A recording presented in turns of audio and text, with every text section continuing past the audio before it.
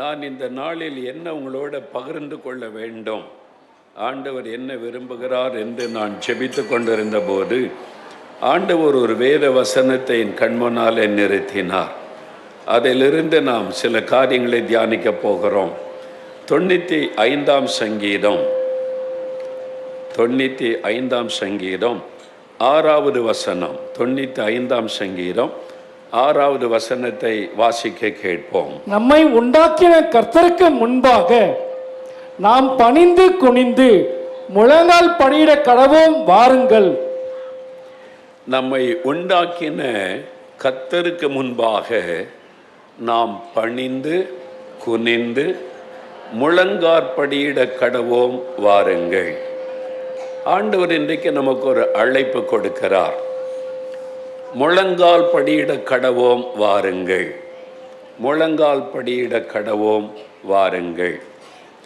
முழங்கால் படியிடுதல், முழங்காலிலே நிற்பது, முழங்கால் யுத்தம் என்கிற ஒரு தரிசனத்தோட பாஸ்டர் எல் ஜோசப் அவர்களை கர்த்தர் எழுப்பி நூற்றுக்கணக்கான புஸ்தகங்கள் முழங்கால் யுத்தம் என்கிற தலைப்பில் முழங்காலில் நின்று நாம் எழுப்புதலுக்காய் ஜெபிக்க வேண்டும் என்று அவர்கள் எழுதியிருக்கிறாங்க.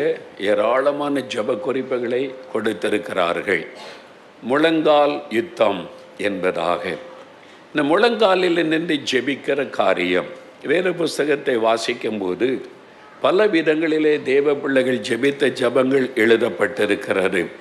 கர்த்தருக்கு முன்பாக நின்று கரங்களை உயர்த்தி விரித்து தேவ சமூகத்திலே ஜெபம் செய்வது, முழங்கால் படியிட்டு ஜெபம் செய்வது, சாஷ்டாங்கமாய் ஆண்டவருடைய பாதத்தில் விழுந்து கிடந்து கதறி ஜெபம் செய்வது, முகம் முழங்காலில் பட குனிந்து ஜெபம் செய்வது, இப்படி பலவிதமான ஜெபங்கள் வேத புஸ்தகத்தில் எழுதப்பட்டிருக்கிறதை நாம் பார்க்கிறோம். இந்த இடத்தில் ஆவியானவர் சொல்லுகிறார், நம்முடைய கர்த்தருக்கு முன்பாக நாம் பணிந்து குனிந்து முழங்காற்படியிட கடவோம் வாருங்கள். இந்த முழங்கால் படியிட ஜெபிக்கிற ஒரு காரியம் இருக்குது. அதில் சில அருமையான காரியத்தை பார்க்க முடியும். முதலாவது, நாம் முழங்காலில் நிற்கும்போது கர்த்தருக்கு முன்னாலே நம்மை தாழ்த்துகிறோம். ஆண்டவருக்கு முன்னால் நம்மை தாழ்த்துவதற்கு அடையாளமாக நம்ம முழங்கால் படியிடுகிறோம். ரெண்டாவது, சில சம்பவங்களை நம்ம பார்த்திருப்போம், கேள்விப்பட்டிருப்போம்.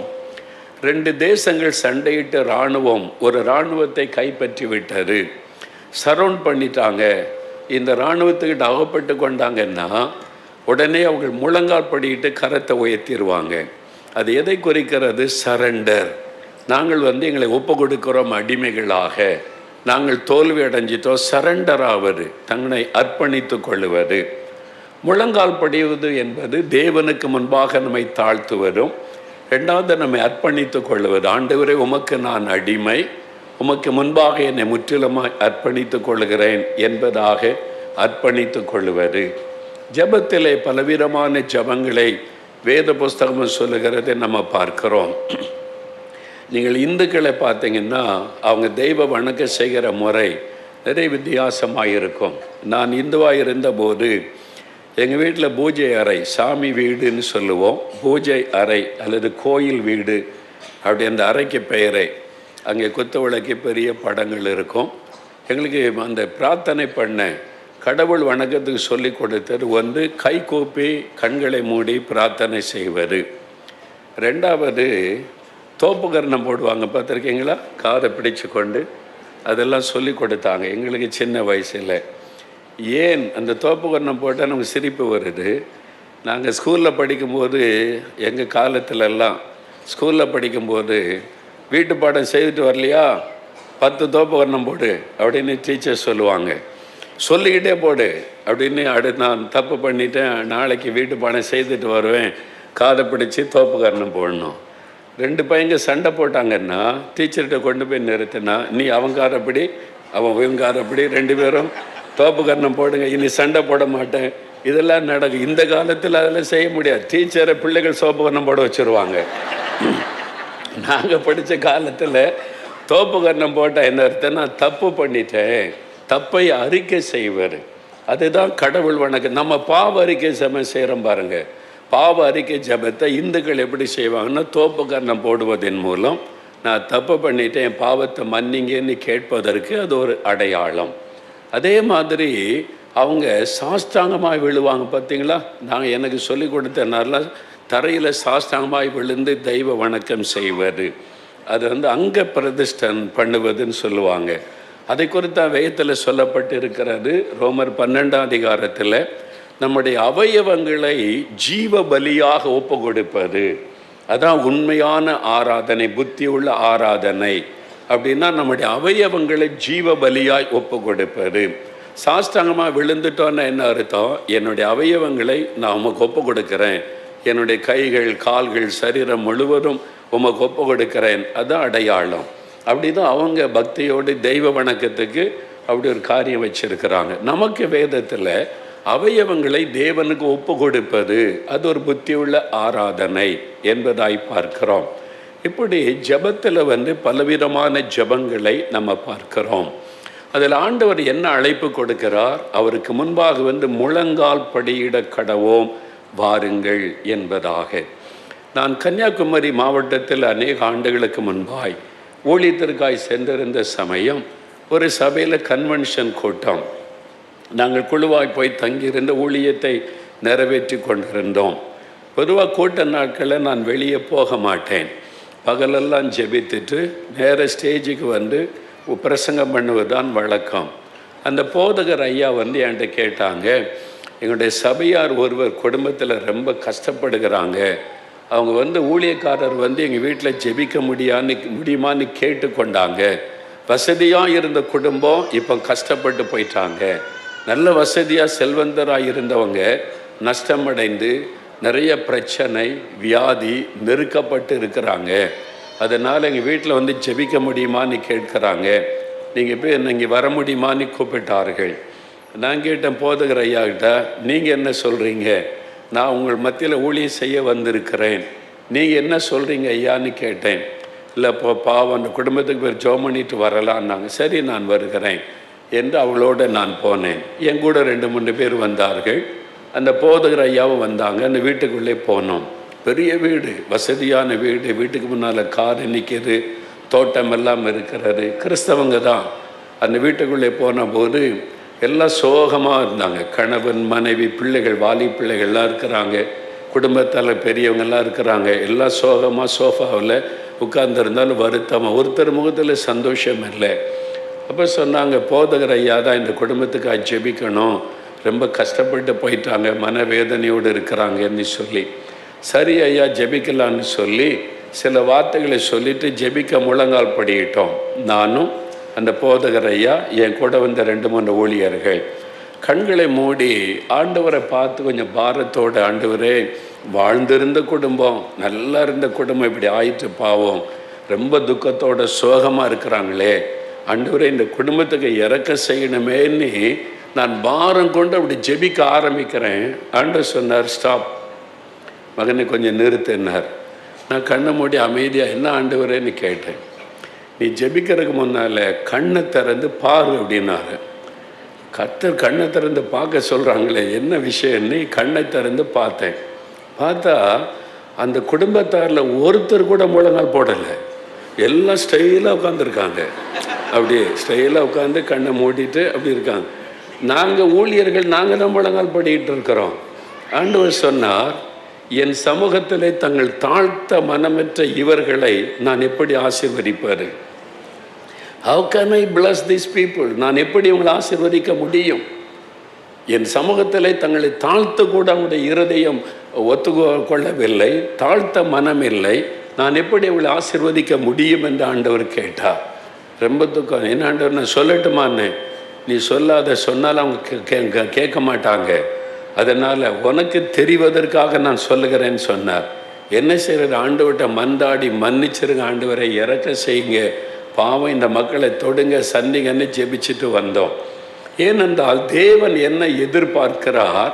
நாம் தேவ சமூகத்தில் போகும்போது அவருக்கு முன்பாக நம்மை தாழ்த்தி முழங்கால் படியிட்டு ஆண்டவரை தேடுகிற அனுபவம் நமக்கு அவசியம். அதனால் அதை குறித்து ஆண்டவர் பேசினார். அப்போ இதுக்காக இந்த நாளுக்கு ஜெபித்த போது இந்த வசனத்தை தான் ஆண்டவர் எனக்கு கொடுத்தார். சில நாளாய் ஆண்டவர் பேசிக்கொண்டே இருந்தார். முழங்கால் படியிட கடவோம் வாருங்கள், முழங்கால் படியிட கடவோம் வாருங்கள் என்பதாக ஆண்டவர் பேசினார். வேத புஸ்தகத்தில் முழங்காலில் ஜெபித்த அநேக மக்களை குறித்து வாசிக்க முடியும்.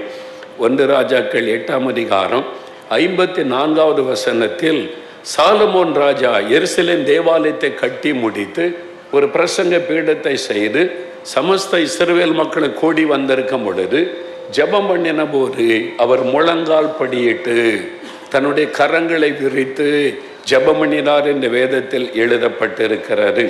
அதே காரியத்தை 2 நாளாகவும் 6ஆம் அதிகாரம் 13ஆம் வசனத்திலும் நாம் பார்க்கிறோம். அதே விதமாக எலியாவை குறித்து நீங்கள் வாசிக்கும் போது 1 ராஜாக்கள் 18ஆம் அதிகாரம் 42ஆம் வசனத்தில் தன்னுடைய முகம் முழங்காலில் பட குனிந்து ஜெபம் பண்ணினார். முகம் முழங்காலில் படுவும்படியாக அவர் ஜெபித்தார். அது எந்த மாதிரி நமக்கு முழுமையாக தெரியல. நின்று கொண்டே முகம் அப்படியா, அல்லது முழங்காலில் உட்கார்ந்து சிலர் முகம் முழங்காலில் பட குனிந்து ஜெபிப்பாங்க, பார்த்துருக்கீங்களா? அந்த மாதிரி எலியா ஜெபித்திருக்க கூடும். தன்னுடைய முகம் முழங்காலில் பட குனிந்து. அந்த காலத்தில் 72 அதில் முழிரவு ஜெபம் ஆரம்ப காலத்தில் சௌர டிஜிஎஸ் தினகரன், பிரதர் ஜீவானந்தம், இந்த தெய்வ மனிதர்கள் இணைந்து நடத்தினாங்க. நான் முதலாய் முழுரவு ஜெபத்தில் பங்கு பெற்றது பெரியார் திடலில் அந்த ஜெபம் நடைபெற்றது. அப்புறம் விபி ஹாலில் ரொம்ப காலம் நடைபெற்றது. சில சமயங்கள் இடையிலன்னா ஓப்பன் கிரவுண்டில் கூட முழுரவு ஜெபம் நடைபெற்றிருக்கிறது, நான் பங்கு பெற்றிருக்கிறேன். அந்த பெரியார் திடல் அந்த ஜெபத்தில் தான் நான் முதல் சௌர டிஜிஎஸ் தினகரன், சௌர ஜீவானந்தம் போன்ற தேவ மனிதர்களே நான் பார்த்தேன். இவ்வளோ மக்கள் கூடி வந்து ஜெபிக்கிறாங்கன்னு ஆச்சரியப்பட்டேன். அப்பொழுது மேடையில் இருந்த ஊழியர்களை கவனித்த போது பிரதர் ஜீவானந்த முழங்காலிலேயே நிற்பாங்க. பிரதர் டிஜிஎஸ் தினகரன் அவங்கள பார்த்தீங்கன்னா அவங்க அந்த ஜெபம் நடக்க வரைக்கும் மணிக்கணக்காக முழங்காலில் உட்கார்ந்து ஜெபிப்பாங்க. அவங்க கால்கள் பலவீனம் உள்ளவர்கள் என்று நமக்கு தெரியும். ஆனால் அந்த ஆரம்ப காலத்தில் முழங்காலே உட்கார்ந்துருப்பாங்க மணிக்கணக்கு. அப்படி முழங்கால் படிட்டு உட்கார்ந்து தான் ஜெபம் செய்வார்கள். இப்போவும் என் கண் முன்னால் அது அப்படியே நன்றாக தெரிகிறது. அப்படி ஜெபிப்பார்கள். எலியா கூட அப்படி முழங்காலில் உட்கார்ந்து தன்னுடைய முகம் முழங்காலில் பட இன்னும் குனிந்து அவர் ஜெபித்திருக்க வேண்டும். அதை கற்பனை பண்ணி பாருங்க, வசனத்தை கற்பனை பண்ணி பார்க்கணும். முகம் முழங்காலில் பட குனிந்துன்னா எப்படி ஜெபிச்சிருப்பார், முழங்கால் படிட்டுன்னா எப்படி ஜெபிச்சிருப்பாங்க. அந்த வசனத்தை கற்பனை பண்ணி பார்த்து அதற்கு நம்ம அர்ப்பணித்து ஜெபம் செய்வது. இப்போ சாலமோன் முழங்கால் படிட்டு ஜெபித்தார், எலியா தன்னுடைய முகம் முழங்காலில் பட குனிந்து ஜெபித்தார். ஆண்டவர் எலியா கிட்ட பேசும்போது தன்னுடைய தீர்க்க தரிசிகளை குறித்து பேசுகிறார். 1 ராஜாக்கள் 19ஆம் அதிகாரம் 18ஆம் வசனத்தில் பாகாலை முத்தம் செய்யாத, பாகாலுக்கு முடங்காத முழங்கால்களை உடைய 7000 பேரை நான் வச்சிருக்கிறேன். இவர்கள் முழங்காலை முடக்கி ஜெபிக்கிறவர்கள், ஆனால் பாகாலுக்கு முன்பாக உடைய முழங்கால் முடங்கவில்லை. அப்படின்னா கர்த்தருக்கு முன்பாக முழங்காலை முடக்குகிற தீர்க்கதரிசிகள் என்பதாக வேதத்தில் பார்க்கிறோம். எஸ்ரா 9ஆம் அதிகாரம் 5ஆம் வசனத்தில் எஸ்ரா முழங்கால் படியிட்டு ஜெபித்தார் என்பதாக எழுதப்பட்டிருக்கிறது. தானியேல் 6ஆம் அதிகாரம் 10ஆம் வசனத்தை வாசிக்கும் பொழுது ஜெபத்திற்கு விரோதமாக ஒரு சட்டம் ஏற்றப்பட்ட சமயத்திலும் கூட அவர் முழங்காலிலே நின்று, அவர் வேதத்தில் தானியேல் முழங்கால் படியிட்டு பலகணிகள் திறந்திருக்க அவர் ஜெபம் பண்ணினார் என்று வேதத்தில் எழுதப்பட்டிருக்கிறது. முழங்கால் படியிட்டு ஜெபித்த தானியேலை குறித்து நம்ம வாசிக்கிறோம். இயேசு கிறிஸ்து இந்த உலகத்தில் ஊழியம் செய்த நாட்களிலே கூட சிலர் இயேசுவை தேடி வந்தபோது முழங்கால் படியிட்டு ஆண்டவருக்கு முன்னால் நின்ற சம்பவங்களை பார்க்க முடியும். மத்தேயு 17ஆம் அதிகாரம் 14ஆம் வசனம் வாசிக்கும் போது ஒரு தகப்பன் வந்து இயேசுகிட்டே ஒரு விண்ணப்பம் பண்ணுகிறார். தன் மகனுக்காக ஒரு ஜெபம் பண்ணுகிறார். எப்படி ஜெபிக்கிறார்? முழங்கால் படியிட்டு என்பதாக வசனம் சொல்லுகிறார். அதே மாதிரி மார்க் 1:40 நீங்கள் வாசிக்கும் போது ஒரு குஷ்டரோகி ஒருவன் இயேசுவனிடத்தில் வந்து முழங்கால் படியிட்டு ஆண்டவரிடத்தில் விண்ணப்பம் பண்ணினதாக வேதத்திலே பார்க்க முடியும். இப்படி இயேசுவை தேடி வந்த சிலர் கூட முழங்கால் படியிட்டு ஆண்டவரிடத்திலே விண்ணப்பம் பண்ணினதை நம்ம வேதத்திலே நம்ம பார்க்கிறோம். அதே மாதிரி இயேசுடைய ஜெபத்தை பாருங்கள். லூக்கா 22:41 கெத்செமனே தோட்டத்தில் இயேசு பிரவேசித்த போது அவர் அந்த ஜெபத்தை நீங்கள் கவனித்த கெத்செமனே ஜெபத்தில் முதலாவது அவர் முழங்கால் படியிட்டார். முழங்கால் படியிட்டு இயேசு முழங்கால் படியிட்ட இடம் எந்த மாதிரி இடம்? ஒரு தோட்டம். அங்கே இயேசு கிறிஸ்துவுக்கு கம்பளங்கள் விரித்திருக்கவில்லை. அங்கே அவர் முழங்கால் படியிடுவதற்கு குஷன் அமைத்திருக்கவில்லை. அது ஒரு தரை, ஒரு தோட்டம். அது மலைப்பகுதி, ஒலிவ மலை அப்படின்னா கற்களும் அந்த முற்களும் நிறைந்த ஒரு பகுதி, கரடு முரடான ஒரு பகுதி. அந்த பகுதியில் இயேசு முழங்கால் படியிடுகிறார். முழங்கால் படியிட்டு அவர் ஜெபம் பண்ணுகிறார். அப்புறம் முகங்குப்புற விழுந்து ஜெபம் செய்கிறார். கெத்செமனே தோட்ட ஜெபத்தை பார்த்தீங்கன்னா ஒரு 10 விதமான ஜெபத்தை பார்க்க முடியும். முழங்கால் படியிட்டு ஜெபித்தார், சாஷ்டாங்கமாய் விழுந்து அவர் ஜெபம் பண்ணினார், அது தரையில் விழுந்து ஜெபித்தார். பொதுவாக நீங்கள் பார்த்தா இயேசு கெத்செமனே தோட்டத்தில் ஜெபிக்கிற ஜெபம் ஒரு பாறை மேலே இயேசு அப்படியே விழுந்து ஜெபிக்கிற மாதிரி கேலண்டர் படங்கள் போட்டிருப்பாங்க. அதை பார்த்துட்டு அப்படி தான் இருக்குமோன்னு நினைப்போம். ஆனால் வசனத்தை நீங்கள் பார்த்தீங்கன்னா அவர் தரையிலே முகங்குப்புற விழுந்துன்னு தான் இருக்குது, பாறை மீது அல்ல.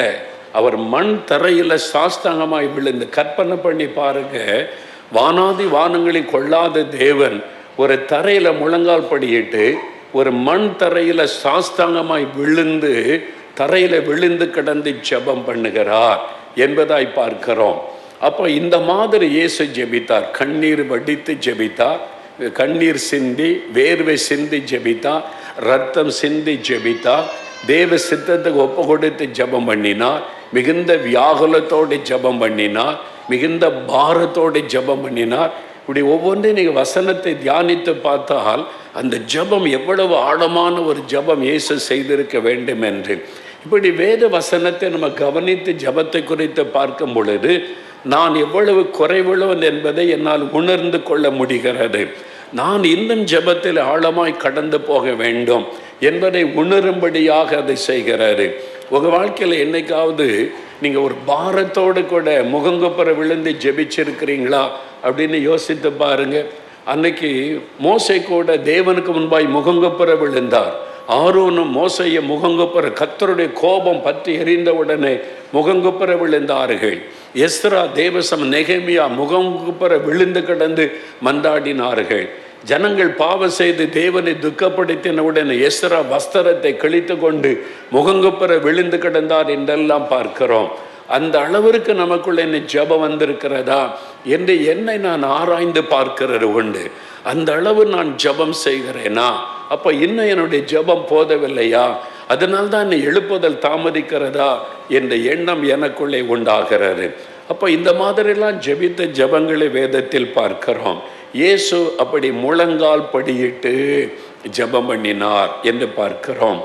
அப்போஸ்தலர் 7:60 வாசிக்கும் போது ஸ்தேவான், அவர் மீது கற்கள் விழுந்து கொண்டிருக்கிறது, மண்டை உடைந்த ரத்தம் வந்து கொண்டிருக்கிறது, கற்களினால் அடித்தவரை கொலை செய்கிறார்கள். உடனே அவர் முழங்கால் படியிட்டு தேவனை நோக்கி ஒரு ஜெபம் பண்ணுகிறார்.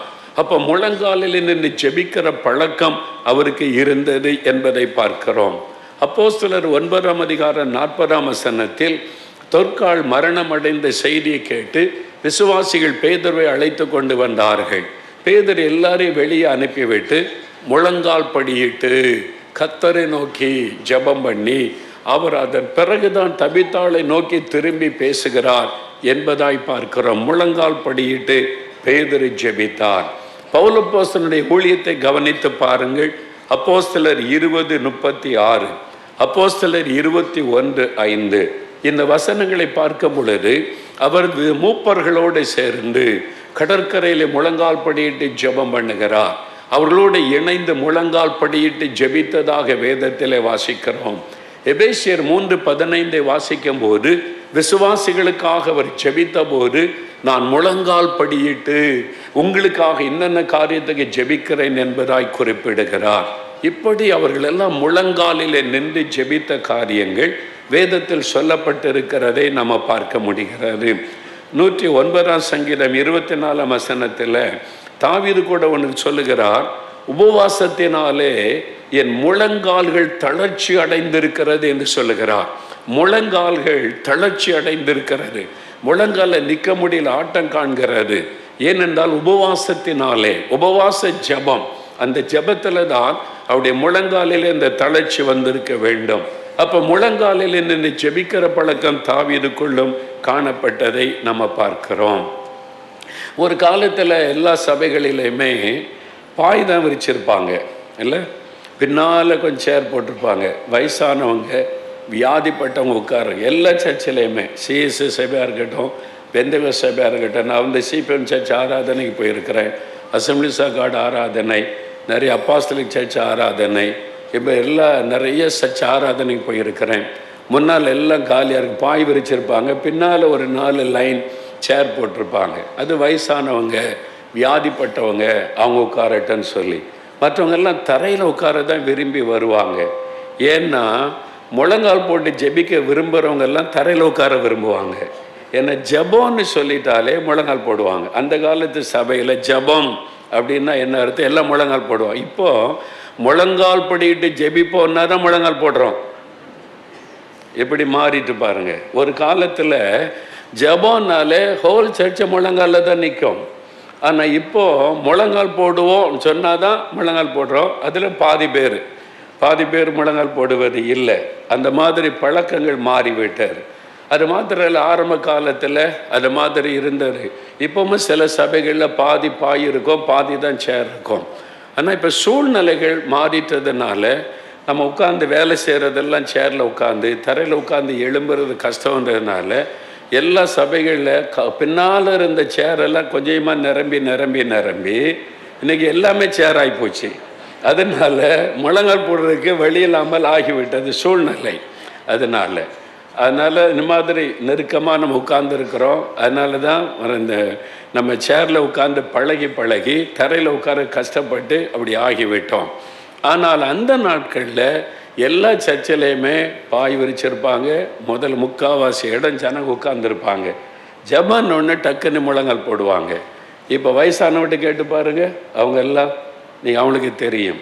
ஆனால் இப்போ நிறைய மாறி வந்துட்டு எலும்பு நின்று ஜெபிப்போன்னா தான் எழும்புகிறோம், இல்லாட்டா உட்காந்துக்கிட்டு ஸ்டைலாகவே நம்மளும் ஜெபிக்க பழகிட்டோம். இந்த மாற்றங்கள் இனி வரணும். அல்லேலூயா, மாற்றங்கள் இனி வரணும். கத்தோலிக்க சர்ச்சை போய் பாருங்களேன், கத்தோலிக்கர்கள் விடிய காலம் போயிடுவாங்க ஆராதனைக்கு. காலையில் 4 மணிக்கெல்லாம் நான் வந்து இங்கே ஒரு பக்கம் நாங்கள் வசன வாக் வித் ஜீசஸ் ரெக்கார்ட் பண்ண போனோம். பார்த்தீங்கன்னா விடிய காலையில் போகிறாங்க, கூட்டமாக கத்தோலிக்க மக்கள், அந்த ஊரே கத்தோலிக்க சர்ச்சுக்கு போகிறாங்க. எங்கே போகிறாங்கன்னா காலையில் ஆராதனைங்க அப்படின்னு விடிய காலம் போனால் எல்லோரும் நெடுமுழங்கால நிற்கிறாங்கங்க. எல்லோரும், சில ஆண்கள் கூட சர்ச்சுக்கு வெளியே கூட முழங்கால நிற்பாங்க, பார்த்துருக்கீங்களா? அவங்க ஜெபிக்கிறாங்களே இல்லையோ நெடுமுழங்கால போய் அப்படி நின்றுருவாங்க. பாருங்கள், அவங்களுக்கு ஒரு பயபக்தி இருக்கிறது. ஆனால் அந்த அபிஷேகம் வந்து அந்நிய பாஷை பேசுகிற ஆளுக்கு பயம்லாம் போச்சு, பக்தியும் போச்சு. அப்படியே ஈஸி ஆகிட்டு தேவ சமூகத்தில். கர்த்தருக்கு முன்னால் பயத்தோட நடுக்கத்தோடு வரணும். அல்லேலூயா.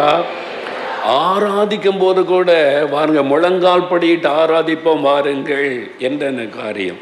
ஃபாதர் பாடும் பொழுது முழங்கால் படியிட்டு ஆராதிப்போம். யாருமே முழங்காலில் இல்லை. பாட்டு பாடுறதுலே பொய் சொல்கிறோம். ஆண்டவர் பார்ப்பாரு, பொய் தானே சொல்கிற நீ. முழங்கால் படியிட்டு ஆராதிப்போன்னு பாட்டு பாடுற, முழங்கால் போடலையே மகளே, நீ மகனே முழங்கால் போடலையே, வெறும் பாட்டு தானே பாடுற. நீ பாடுறபடி நடக்கலையே. நீ முழங்காலில் நின்றுல அந்த பாட்டை பாடணும். அதுக்கு தான் அந்த பாட்டை தேவன் கொடுத்தார், முழங்கால் படியிட்டு ஆராதிப்போம் அப்படின்னு சொல்லி. அப்போ முழங்கால நின்று ஆராதிப்பது, முழங்கால நின்று ஜபம் செய்வது, இந்த பழக்கத்தை நீங்கள் ஏற்படுத்தி கொள்ளணும் என்று கர்த்தர் விரும்புகிறார். இதை எனக்கு ஆரம்ப காலத்திலேருந்து கர்த்தர் கற்றுக் கொடுத்தார். 1977 அப்போ நான் ஊழியம் ஆரம்பிக்கலை. ஊழியத்துக்கு ஒப்பு கொடுத்து பைபிள் காலேஜில் படித்து கொண்டிருந்த நாட்கள், 3 வருஷம் பைபிள் காலேஜில் படித்து கொண்டிருந்த சமயம். அப்போ என்னை ஊழியத்துக்கு அழைச்சிங்களே, என்கிட்ட பேசுனீங்களே, என்ன ஊழியம் செய்யணும், எப்படி செய்யணும், ரொம்ப ஜெபித்து கொண்டிருந்த நாட்கள். 77வது வருஷம். அப்போ டேனிஷ்பேட்டையில், சேலத்தில் டேனிஷ்பேட்டைன்னு ஒரு இடம் இருக்கிறாரு. நண்பர் சுவிசேஷ ஜபக்குழு கேம்பெல்லாம் அங்கே நடைபெறும். அப்போது வந்து ஜபக்குழு தலைவர்கள், ப்ரேயர் செல்ஸ் லீடர்ஸுகளுக்கு மீட்டிங் வைப்பான், 3 நாள் கேம்ப் வைப்பாங்க. அதுக்கு ஒரு சகோதரர் சொன்னார், நீங்களும் நல்லா தேசத்துக்காக ஜெபிக்கிறீங்க பிரதர், எங்கள் கூட வாங்க, இப்படி கேம்ப் இருக்குதுன்னு சொல்லி அழைச்சிட்டு போனாங்க. நானும் போயிருந்தேன் சேலத்தில் கேம்புக்கு. அதில் டாக்டர் சாம் கமலேஷன், அப்புறம் வந்து எம்எல் ஜெபசிங் அண்ணன், பேட்ரிக் ஜாஷுவா அண்ணன், அது மாதிரி நவநீதர் அண்ணன், இப்படி பெரிய பெரிய லீடர்ஸ், அந்த மிஷனரி தலைவர்கள் அவங்கெல்லாம் செய்தி கொடுத்து ஜெபத்தில் நடத்துவாங்க. நான் வந்து அதிலெல்லாம் பங்கு பெற்றேன். அப்புறம் வந்து ராத்திரியில் சந்தியா கிரவுண்டுன்னு ஒரு கிரவுண்டு இருக்கும், சந்தியா கிரவுண்டு. அதாவது மாலை மயங்குகிற நேரம் அந்த கிரவுண்டில் மீட்டிங் நடக்கும். பி சாம் அப்படின்னு ஒரு அண்ணன், அந்த நாட்கள் அண்ணாச்சின்னு சொல்லுவோம். அவங்க வந்து செய்தி கொடுத்தா ஜனங்க கதறி கதறி அழுவாங்க. நல்லா ரொம்ப தொடப்பட்டு அழுதுருக்கிறேன் அவங்களுடைய செய்தியெல்லாம். அது கிரவுண்டில் நடக்கும், ஓப்பன் கிரவுண்டில் சந்தியா ஜபம் என்று அப்படியே ஒரு கிரவுண்ட் இருக்கிறாங்க, சந்தியா கிரவுண்ட் அதுக்கு பேர். அங்கே தான் அந்த கூட்டம் நடக்கும். ஒரு 8 மணியோட கூட்டம் முடிஞ்சிடும். அப்புறம் சாப்பிட்டுட்டு ஓய்வெடுக்க போயிடுவாங்க. நான் சாப்பிட்டுட்டு ஓய்வெடுக்க போகாமல் அந்த சந்தியா கிரவுண்டில் வந்து ஜெபிக்க ஆரம்பித்தேன். தனியாக நின்று முழங்கால் போட்டு நடந்து கொண்டு அப்படியே ஜெபம் பண்ணினேன். ஏன்னா எனக்கு எதிர்கால ஊழியம் என்ன, என்னை குறித்து என்ன திட்டம் வச்சுருக்கீங்க ஆண்டவரேன்னு நாம் தேவ சமூகத்தில் பல நாள் ஜெபித்து கொண்டிருந்த சமயம். அப்படி நான் தேசத்துக்காக எதிர்கால ஊழியத்துக்காக ஜெபித்து கொண்டிருந்து ராத்திரி 12 மணி ஆகிவிட்டார். நான் தங்கியிருந்த இடத்திற்கு போக வந்தபோது அந்த மீட்டிங் நடக்கிற ஹாலுக்குள்ளே ஜப சத்தம் கேட்டது. என்னது நடுராத்திரில் ஜப சத்தம் கேட்குதுன்னு சொல்லி நான் போய் எட்டி பார்த்தேன். அந்த பெரிய ஹாலில் ஒரு பகுதியில் ஒரு 10-15 பேர் முழங்கால் படிட்டு ஜெபித்து கொண்டிருந்தார்கள். நான் போய் தூரத்தில் நின்று பார்த்தா டாக்டர் சாம் கமலேஷன் அவங்க, எம்எல் ஜெபசிங் அண்ணன் அவர்கள், பேட்ரிக் ஜாஷுவா அண்ணன் அவர்கள், நவநீதர் அண்ணன், இன்னும் அதில் உள்ள சில லீடர்ஸ் ஒரு 10-15 பேர் இருக்கும். வட்டமாக முழங்கால் போட்டு முழங்காலில் நின்று ஜெபிக்கிறாங்க. எனக்கு அவங்கள பார்த்து பக்கத்தில் போகிறதுக்கு எனக்கு பயம். நான் அப்போ தான் ஊழியத்துக்கு ஒப்பு கொடுத்துருக்கிறேன். எல்லாம் பெரிய தலைவர்கள் ஜெபிக்கிறாங்க. அதனால இவங்களோட சேர்ந்து ஜெபிக்கணும்னு ஆசை. எனக்கு பக்கத்தில் போக பயம். அங்கே ஜெபிச்சா நான் தூரத்தில் முழங்கால் போட்டு அந்த ஜெபத்தில் கவனித்து கொண்டு இருந்தேன்.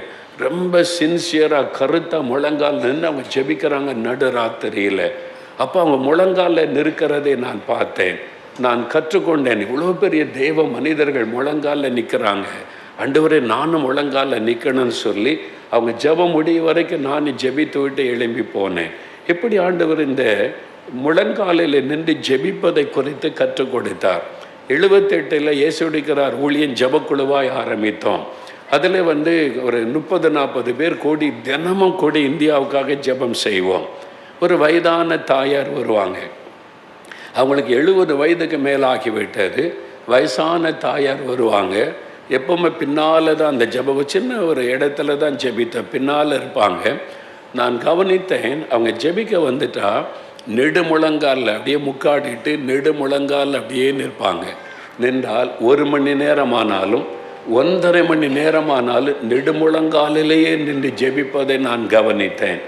அவங்க வந்து 80 வயசான பிறகும் கூட அவங்க வீட்டுக்கு நான் சில சமயம் ஜெபிக்க போனாலும் நெடுமுழங்காலிலேயே நிற்பார்கள். 80 வயசு வரைக்கும் கூட நெடுமுழங்காலில் நின்று ஜெபிப்பார்கள். அந்த பாட்டியம்மாவுடைய ஜெபம், அந்த வயசான தாயாருடைய ஜெபம் என்னை அதிகமாய் தொட்டது. இந்த வயசில் எப்படி அவங்க ஜெபிக்கிறாங்க என்பதாக. அப்போ இன்றைக்கு உங்களுடைய முழங்காலை சோதித்து பாருங்க. டி.எல். ஆஸ்பான் என்ற தேவ மனிதர், அமெரிக்காவில் பெரிய ஊழியத்தை சாதித்த ஒரு தேவ மனிதர், இந்தியாவில் மதுரையில் வந்து ஒரு பெரிய எழுப்புதலை வித்திட்டவர்.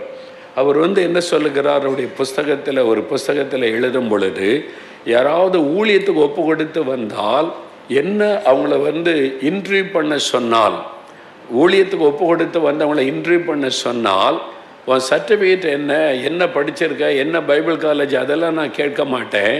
முதலாவது உன் முழங்காலை எனக்கு காட்டு என்று நான் சொல்லுவேன். அவர் சொல்லுகிறார், உன் முழங்காலை எனக்கு காட்டு, உன் முழங்காலில் காய்ப்பு பிடிச்சிருக்குதா என்பதை காட்டு என்பதாய். இன்னைக்கு வீட்டுக்கு போன உடனே உங்களுடைய முழங்காலை பாருங்க, காய்ப்பு பிடிச்சிருக்குதா, அது எப்படி இருக்குன்னு நீ பாருங்க. நீங்கள் முழங்காலை நின்றதுக்கான அடையாளம் இருக்குதா சோதித்து பாருங்கள். முதலாவது இரத்த சாட்சி ஸ்தேவான். அதன் பிறகு யாக்கோபு, யோவானுடைய சகோதரனாக யாக்கோபு, அவர் கொலை செய்யப்படுகிறார் ஏரோதுவினால். அப்போஸ்தலர் 12ஆம் அதிகாரத்தில் அதை குறித்து வாசிக்கிறோம். அவர் கொலை செய்யப்பட்டு இரத்த சாட்சியாய் மரித்து சபையார் அவரை அவருடைய சரீரத்தை அடக்கம் பண்ணுவதற்கு ஆயத்தம் பண்ணும் போது ஆதி திருச்சபை அந்த விசுவாசிகள் ஊழியர்கள் ஒரு காரியத்தை கண்டுபிடித்தார்கள். அவருடைய சரீரத்தை ஆயத்தப்படுத்துகிற சமயம் அவருடைய முழங்கால் ஒட்டகத்தின் முழங்காலை போல் இருந்தது என்று சரித்திரம் சொல்லுகிறது. யாக்கோபுடைய முழங்கால் ஒட்டகத்தின் முழங்காலை போல் இருந்ததாம். ஒட்டகத்தின் முழங்கால் எப்படி இருக்கும் யோசித்து பாருங்க. அது படுக்கும்போது முழங்கால் படிட்டு தான் படுக்கும், எழும்பும்போது முழங்கால் படிட்டு தான் எழும்போம். அது முழங்காலை நின்று நின்று நின்று அந்த முழங்காலே படுத்து படுத்து படுத்து ஒட்டகத்தின் முழங்கால் அப்படியே காய்ப்பு பிடிச்சி அது விசேஷமாக ரப்பர் மாதிரி ஆயிரும். பார்த்துருக்கீங்களா? ஒட்டகத்தின் முழங்கால். யாக்கோபுடைய முழங்கால் அப்படி இருந்ததை பார்த்து சபையார் ஆச்சரியப்பட்டு போனார்கள். அப்படினால் அவர் எவ்வளவு நேரம் முழங்காலிலே நின்றிருக்க வேண்டும், முழங்காலில் நின்று அவர் எப்படி ஜெபித்திருக்க வேண்டும், அதை நம்ம பார்க்கிறோம். நான் ஒரு சமயம் திருப்பத்தூர் உபவாச ஜெபத்திற்கு போயிருந்த சமயம் பெங்களூர் பட்டணத்திலிருந்து ஒரு சகோதரர் வந்திருந்தார். அவர் ஒரு பெரிய ஆஃபீஸில் ஒரு ஆஃபீஸராய் பணி செய்கிறவர், பெரிய ஆஃபீஸர். அவர் ஒரு பெரிய கம்பெனியில் நல்ல ஆஃபீஸராய் பணி செய்து கொண்டிருக்கிறவர். அவர் என்கிட்ட பேச, உங்கள்கிட்ட ஒரு கேள்வி கேட்கலாமா, எனக்கு பதில் சொல்வீங்களா பிரதர்ன்னு சொன்னார். என்ன விஷயம் கேளுங்க பிரதர் அப்படின்னு சொன்னேன். அவர் சொன்னார், ஒரு நாளைக்கு எவ்வளவு நேரம் நெடுமுழங்காலில் நின்று ஜெபிக்க முடியும் என்று ஒரு கேள்வி கேட்டார். இதுவரை யாரும் கேட்டுறாத ஒரு கேள்வி. நெடுமுழங்காலில் நின்று எவ்வளவு நேரம் ஜெபிக்க முடியும், ஒரே நேரத்தில் எவ்வளவு நேரம் நாம் நெடுமுழங்கால் நின்று ஜெபிக்க முடியும், இப்படி யாரும் கேட்டதில்லை. நான் சிரித்து கொண்ட, ஏன் பிரதர் இப்படி கேட்குறீங்க? இல்லை சொல்லுங்கள் பிரதர், எப்படி எவ்வளோ நேரம் ஜெபிக்க முடியும் என்று. நான் மற்றவங்களை இதெல்லாம் சொல்ல முடியாது, ஒவ்வொருத்தருடைய அனுபவம் வித்தியாசப்படும். நான் ஒரு நாளைக்கு உறைந்தது 1 மணி நேரம் என்னால் நெடுமுழங்கால நிற்க முடியும். சில சமயங்கள் 1.5 மணி நேரம் வரைக்கும் நின்று ஜெபிச்சிருக்கிறேன். அதன் பிறகு நடந்து கொண்டு ஜெபிப்பேன், உட்கார்ந்து ஜெபிப்பேன், அது வசதிப்படி. ஆனால் எனக்கு தெரிஞ்ச அளவில் 1லேருந்து 1.5 மணி நேரம், இது என்னுடைய கெப்பாசிட்டி, அவ்வளோதான் சொன்னேன். அவர் என்ன சொன்னார் தெரியுமா? அவர் பெருமையாக சொல்லலை, அவருடைய சொன்ன வார்த்தையின் இருதயத்தை அசைத்தது. என்ன சொன்னார்? என்னால் 2 மணி நேரத்துக்கு மேலே முழங்கால் நின்று ஜெபிக்க முடியலையேன்னு சொல்லும் போது அவருடைய கண்ணில் கண்ணீர் வடிந்தது பாருங்க, என் உள்ளத்தை அசைத்து விட்டார். நான் 2 மணி நேரம் ஜெபிக்கிறேன் அப்படின்னு சொல்லலை பெருமையா. 2 மணி நேரம் ஜெபிக்க ஆண்டவர் கிருபை தருகிறார் அப்படி கூட சொல்லலை. அவர் சொன்னார், என் தேசத்துக்காக, இந்த இந்தியாவுக்காக ஒரு நாளைக்கு 2 மணி நேரத்துக்கு மேலே என்னால் நெடுமுழங்கால நிற்க முடியலையே. அந்த வேதனையில் அவருடைய கண்ணிலிருந்து கண்ணீர் வடிய ஆரம்பித்தது.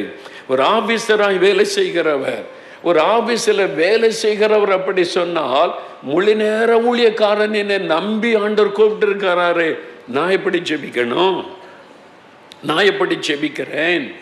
அது என்னுடைய உள்ளத்தை வாதித்தது, அது என்னை குற்றப்படுத்தினது.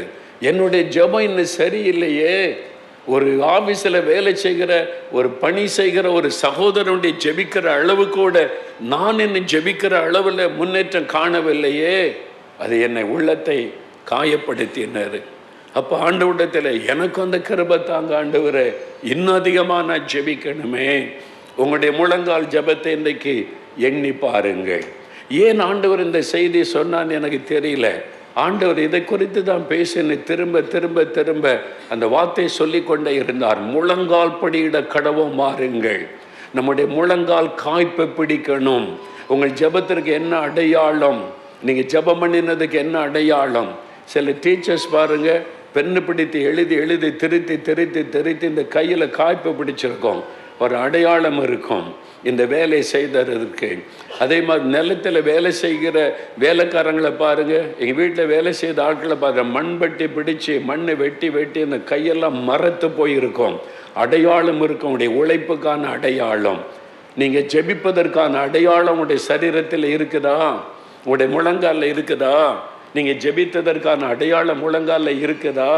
யோசித்து பாரு. இயேசு முழங்கால் படியிட்டு ஜெபித்தாரே, அன்றைக்கு யாக்கோபுடைய கால்கள் ஒட்டகத்தின் முழங்காலை போல காணப்பட்டதே. இன்றைக்கு நம்முடைய முழங்கால் எப்படி இருக்கிறதுன்னு யோசித்து பாருங்கள். ஒரு சமயம் சென்னை பட்டணத்திலிருந்து அநேக வருஷத்துக்கு முன்னால், ஒரு 20-30 வருஷத்துக்கு முன்னால், சென்னையிலேருந்து ஒரு ஐயா எனக்கு அப்பப்போ கடிதம் எழுதுவாங்க, உங்களுக்காக நான் ஜெபிக்கிறேன்னு சொல்லி. இந்த ஐயா அடிக்கடி நமக்காக ஜெபிக்கிறேன்னு எழுதுகிறாங்களே, இந்த ஐயா போய் பார்க்கணுன்னு எனக்கு ஒரு ஆவல் ஏற்பட்டது. அந்த அட்ரஸ் எடுத்துக்கொண்டு சென்னைக்கு வந்தபோது, சென்னை சாந்தோமில், சென்னை கடற்கரை ஒட்டியில் சாந்தோமில் ஒரு மாடியில் அவர்கள் குடியிருந்தார்கள். வாடகை வீடு தான், அங்கே குடியிருந்தார்கள். நான் அவளை பார்க்க அந்த அட்ரஸ் எடுத்துக்கொண்டு போனபோது என்னை கண்ட உடனே ரொம்ப சந்தோஷமாய் வரவேற்றார்கள். நீங்கள் தான் அந்த ஐயான்னு கேட்ட, ஆமாயான்னு சொன்னார்கள். அவங்களோடு பேசும்போது அப்போவே ஆச்சரியமாக நான் கண்ட ஒரு காரியம் என்ன தெரியுமா? அவங்க சொன்னாங்க, ஐயா நான் ஒரு எஸ்டேட்டில் வேலை செய்கிறேன், 8 மணி நேரம் என் குடும்பத்துக்காக உழைத்தேன், 8 மணி நேரம் தினமும் வேலை செய்த அந்த சம்பாத்தியம் பண்ணி தான் ஃபேமிலி எல்லாம் நான் என் பிள்ளைகளை படிக்க வச்சு எல்லாம் செய்தேன். ரிட்டையர்ட் ஆகிட்டேன். ரிட்டையர்ட் ஆன பிறகு சென்னையில் இப்படி இங்கே குடியிருக்கிறோம்.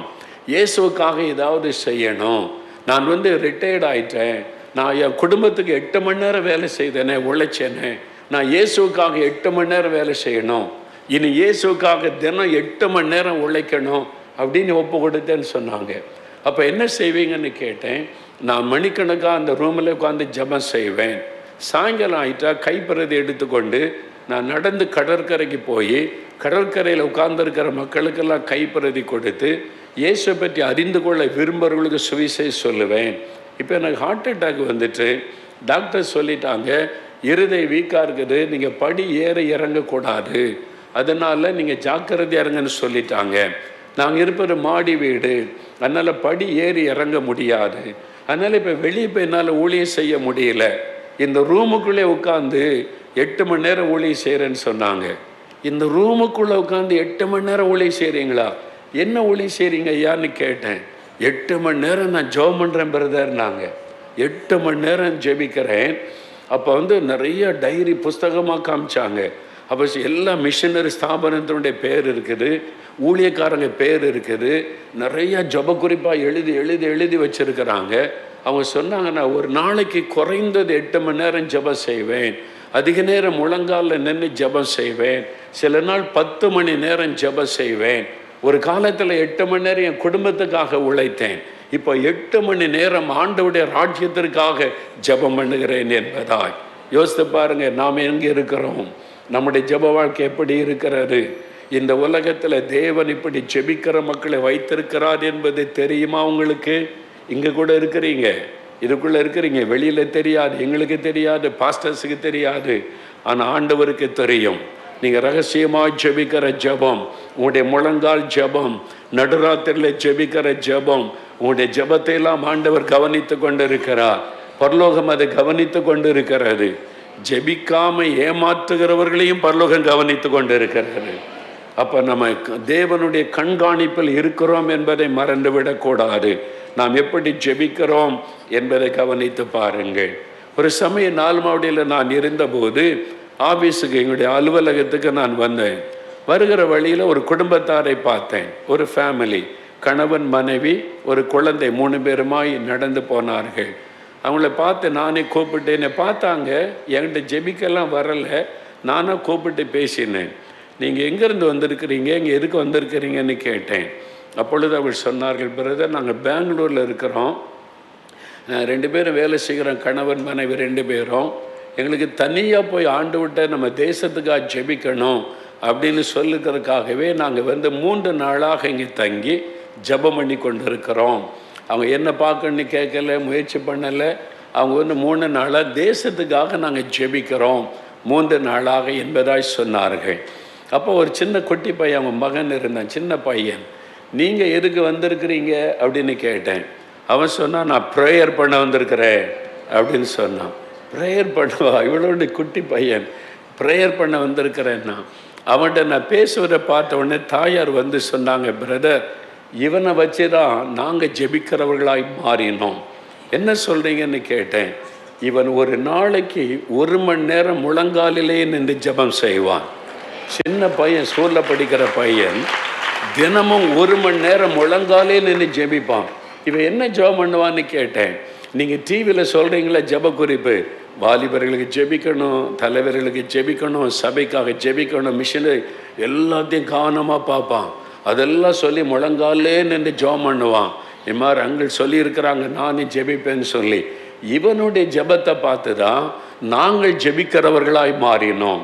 நான் அவனை உடனே பார்த்து பக்கத்தில் கூப்பிட்டு என்ன படிக்கிறீங்க அப்படின்னு கேட்டேன்.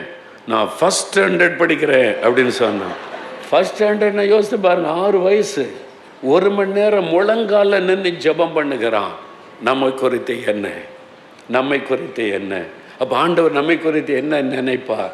ஆண்டவர் சொல்லுவார், 6 வயசு பையன் என்கிட்ட முழங்கால நின்று தேசத்துக்காக ஜெபிக்கிறான். என் மகளே, என் மகனே, உன்னை குறித்து என்ன? முழு நேர ஊழியத்துக்கு நீ வந்துட்ட உண்மைதான், 24 மணி நேரமாக இயேசுக்கு தான் நீ வந்த. ஆனால் நீ என்ன செய்து கொண்டு இருக்கிறாய்? எவ்வளோ நேரம் ஜெபம் பண்ணுகிறாய்? ஆண்டவர் கேட்பார்ல நம்மகிட்ட? யோசித்து பாருங்க, ஆண்டவர் நம்மகிட்ட கேட்பார்ல, அவர் எதிர்பார்ப்பார்ல. ஒரு சின்ன பையன் ஜெபிக்கிறான், உன்னால் முடியாதா மகளே, மகனே உன்னால் முடியாதா?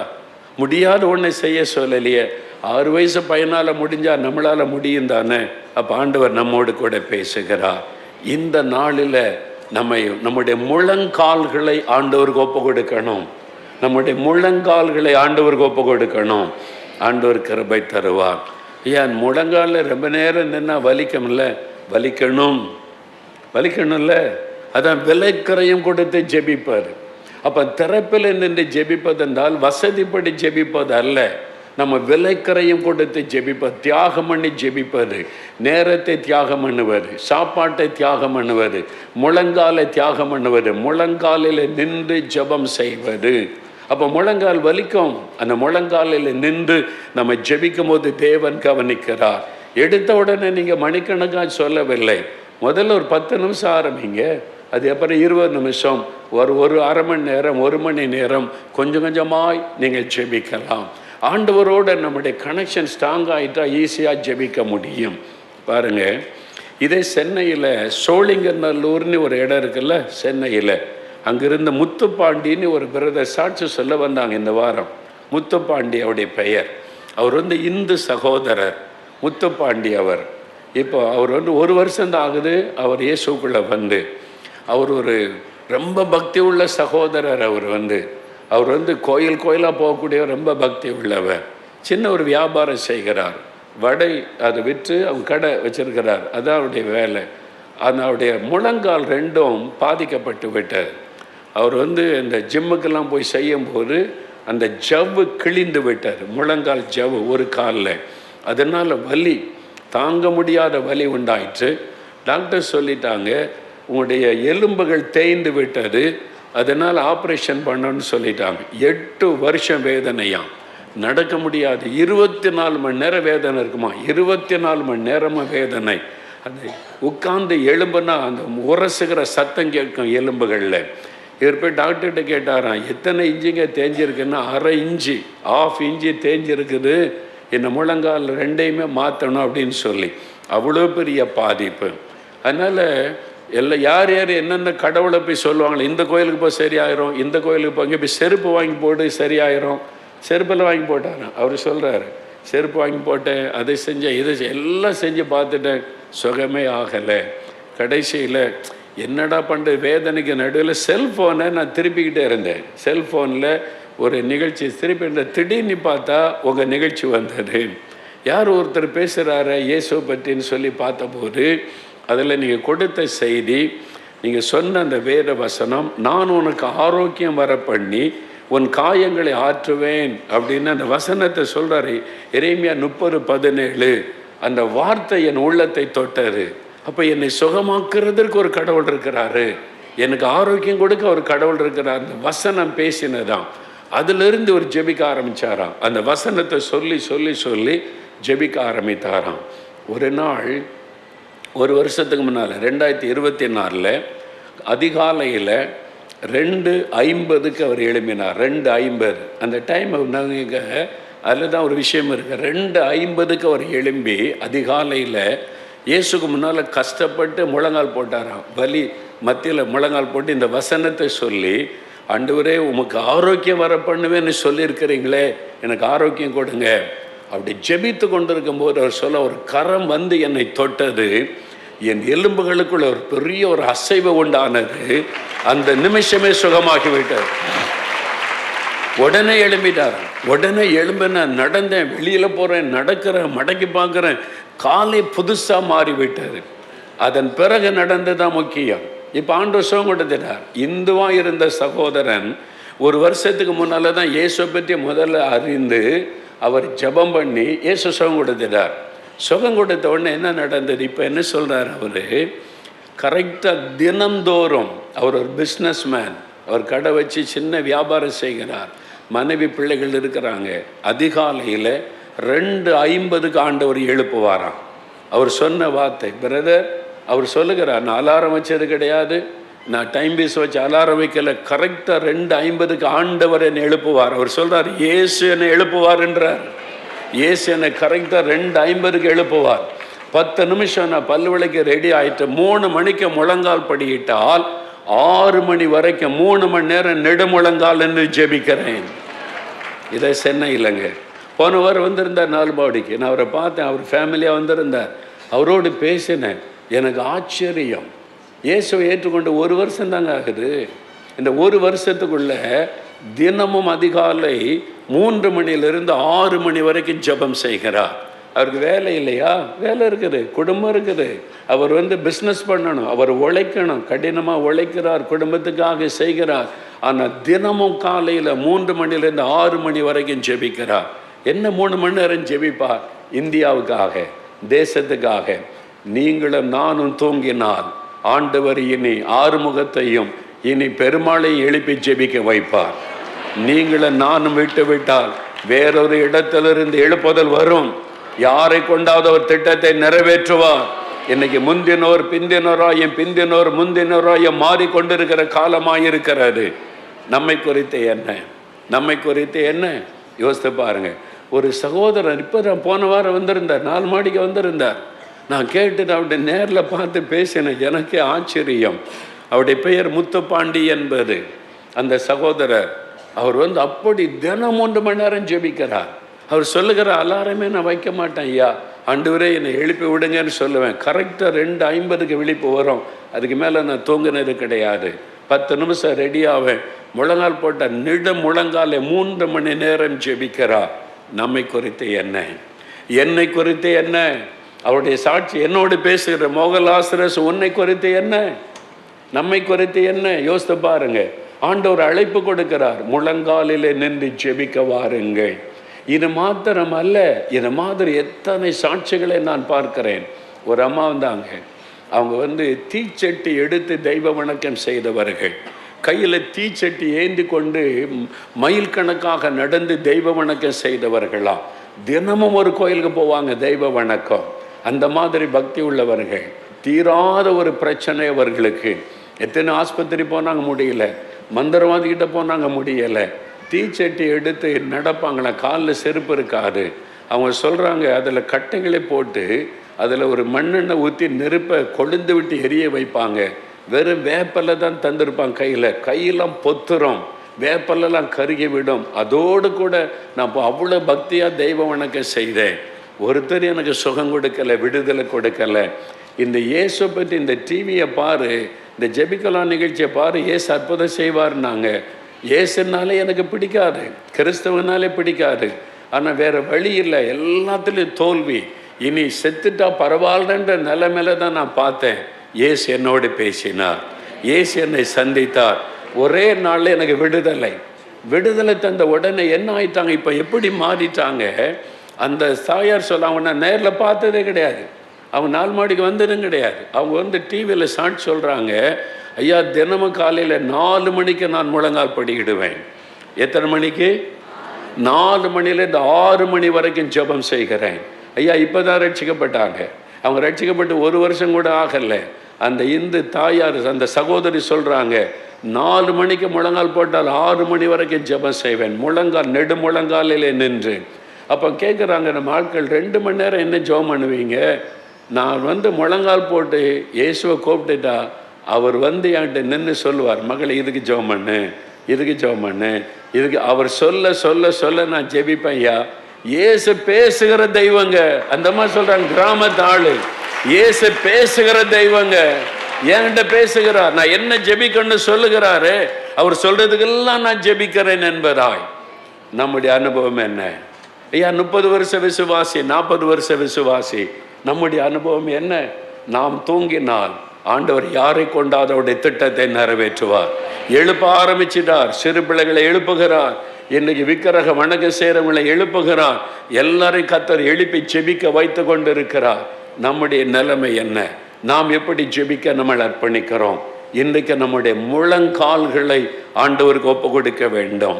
முழங்கால்களை நாம் அர்ப்பணிக்க வேண்டும் ஜெபத்திற்காக. அல்லேலூயா. முழங்கால்களை தேவனுக்கு நம்ம ஒப்பு கொடுக்க வேண்டிய ஒரு காலத்திலே வந்திருக்கிறோம். 1905 அந்த வருஷங்களில் கிட்டத்தட்ட 120 ஆண்டுகளுக்கு முன்னால் ஜான் ஹைடு என்கிற ஒரு அமெரிக்க மிஷினரி, அவர் இந்திய மக்களுக்கு ஒரு இந்த தரிசனத்தோடு இந்தியாவுக்கு வந்தார். அவர் பஞ்சாப் மாநிலத்திற்கு சென்று பஞ்சாப் மாநிலத்தின் ரட்சிப்புக்காக அதிகமாக ஜெபம் பண்ணினவர்.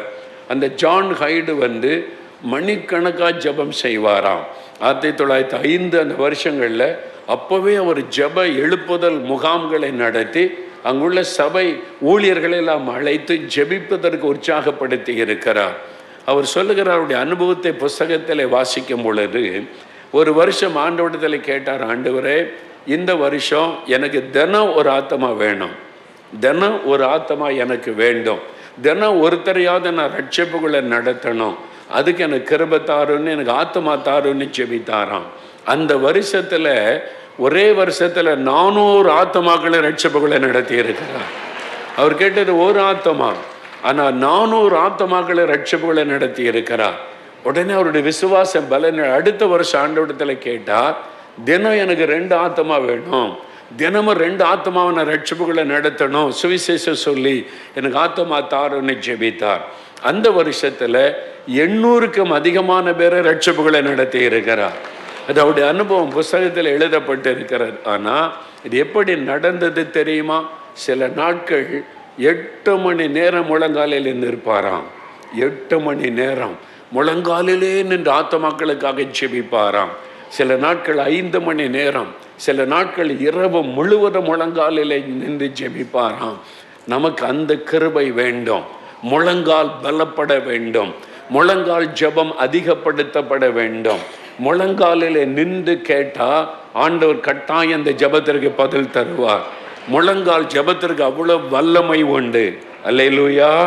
அதனால முழங்கால் வலிக்கும் தான், வலிக்கு மத்தியில் நின்று ஜெபம் செய்ய வேண்டியது ஆண்டவர் நம்மிடத்தில் எதிர்பார்க்கிற ஒரு காரியம். சாம் சுந்தரம் ஐயா நமக்கு தெரியும், அப்போஸ்தலர் சபையில்.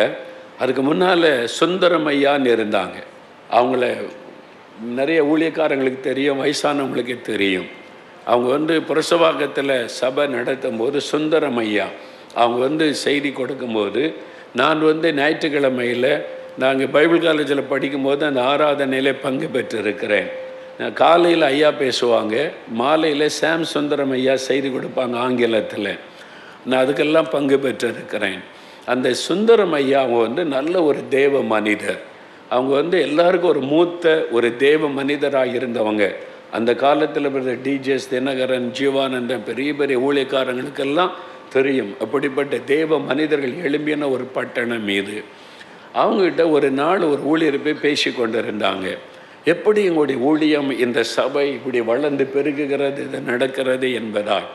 அப்போ அந்த ஐயா சொன்னாங்க, ஒரு ரகசியம் இருக்கிறது, உனக்கு மட்டும் காண்பிக்கிறேன் என்று சொல்லி ரூமுகளை போய் ஒரு சின்ன டப்பாவை எடுத்துகிட்டு வந்தாங்களாம்.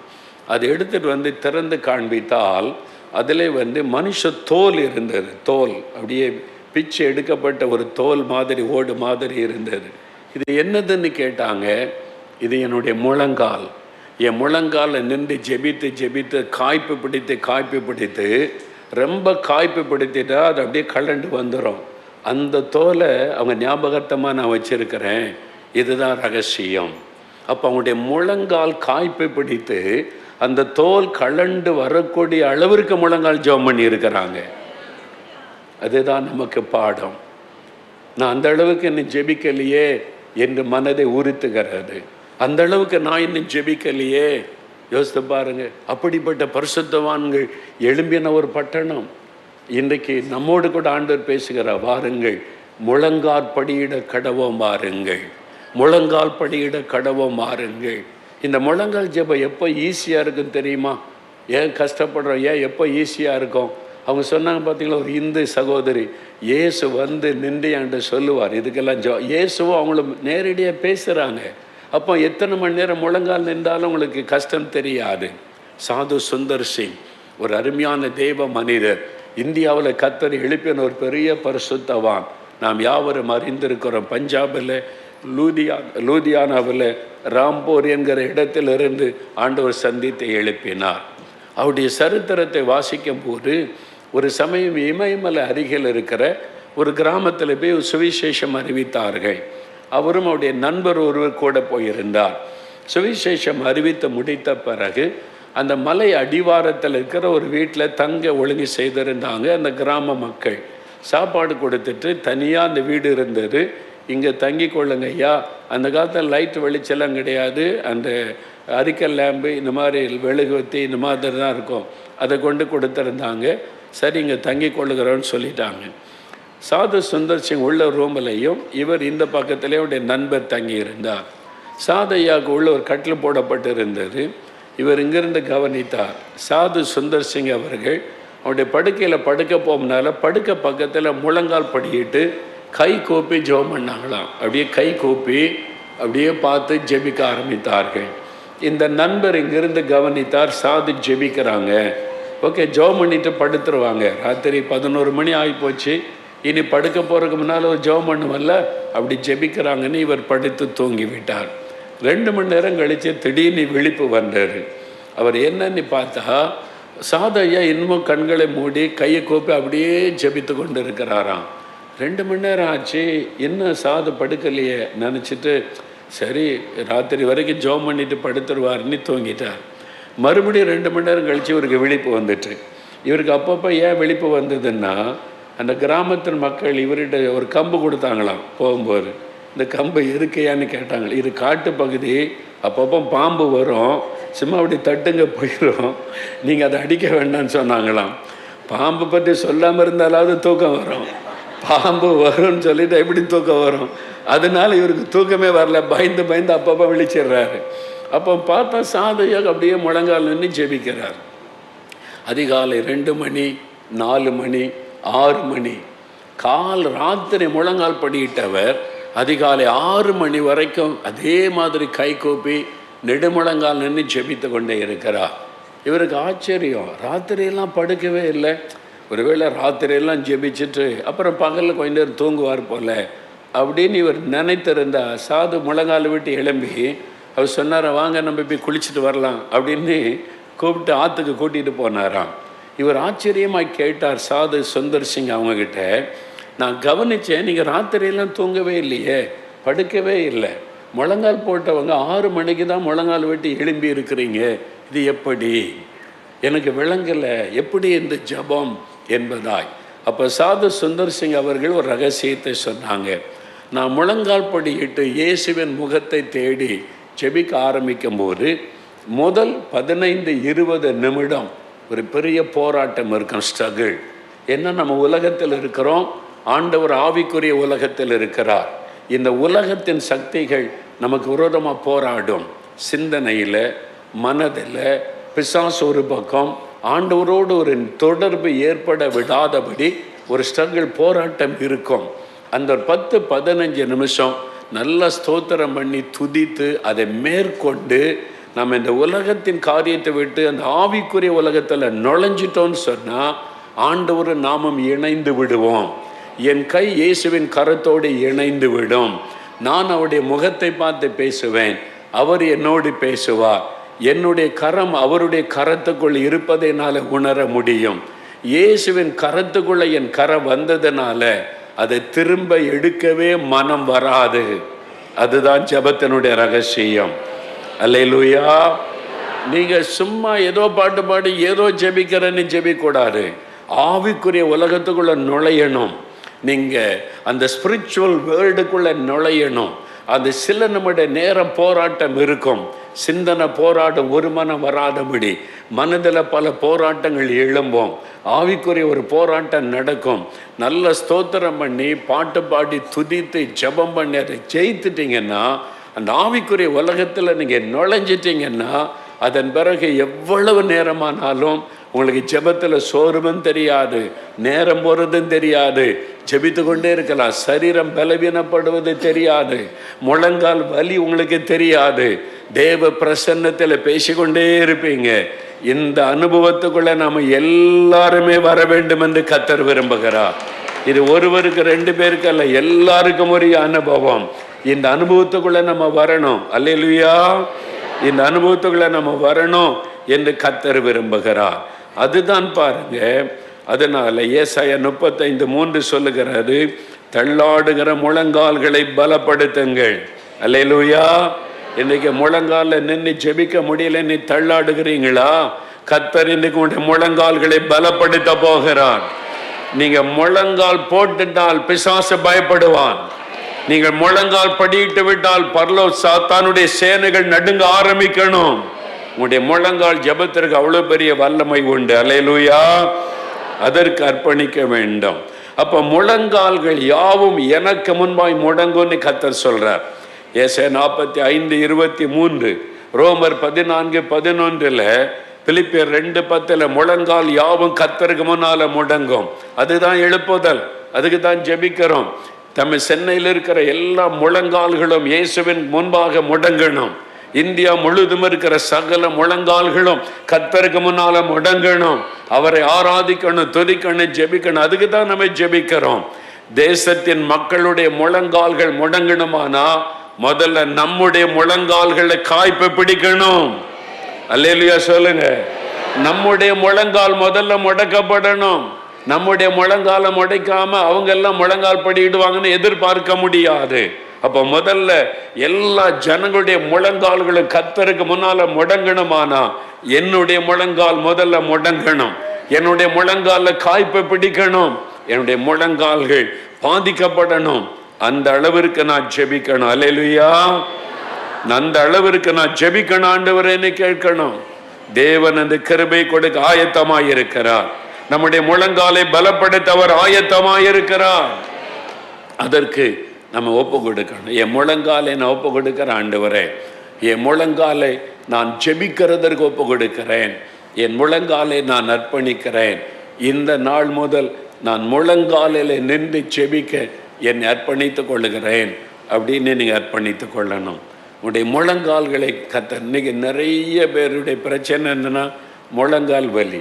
முழங்கால் வலி நிறைய விசுவாசிகள் முழங்கால் வலி. ஒன்று, முழங்காலன்னு ஜெபிச்சதுனால சாத்தானுடைய முழங்கால் ஜெபத்தை தடுக்க முழங்காலை தாக்குகிறான். நீங்கள் அதை ஜெயிச்சிட்டா முழங்கால என்ன ஜெபிக்க கர்த்தர் பலன் தருவார். இன்னும் நிறைய பேர் ஏன் முழங்கால வலி, நீங்கள் முழங்கால் போட்டே ஜெபிக்கிறது இல்லை.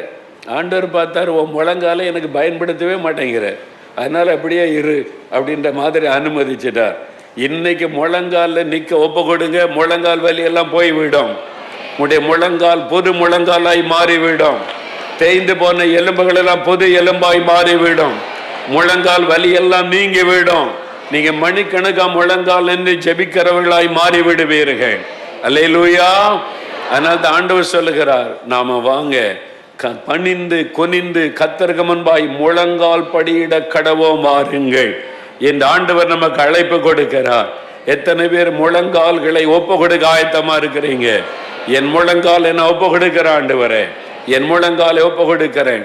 உங்க கணவர் ரட்சிக்கப்படல, பிள்ளைகள் ரட்சிக்கப்படலை, இந்த தடை அந்த தடை, பக்கத்து வீட்டுக்காரங்களுக்கு எவ்வளோ சொல்லி பார்க்குறேன், கேட்க மாட்டேங்கிறாங்க, இயேசுவை ஏற்றுக்கொள்ள மாட்டேங்கிறாங்க.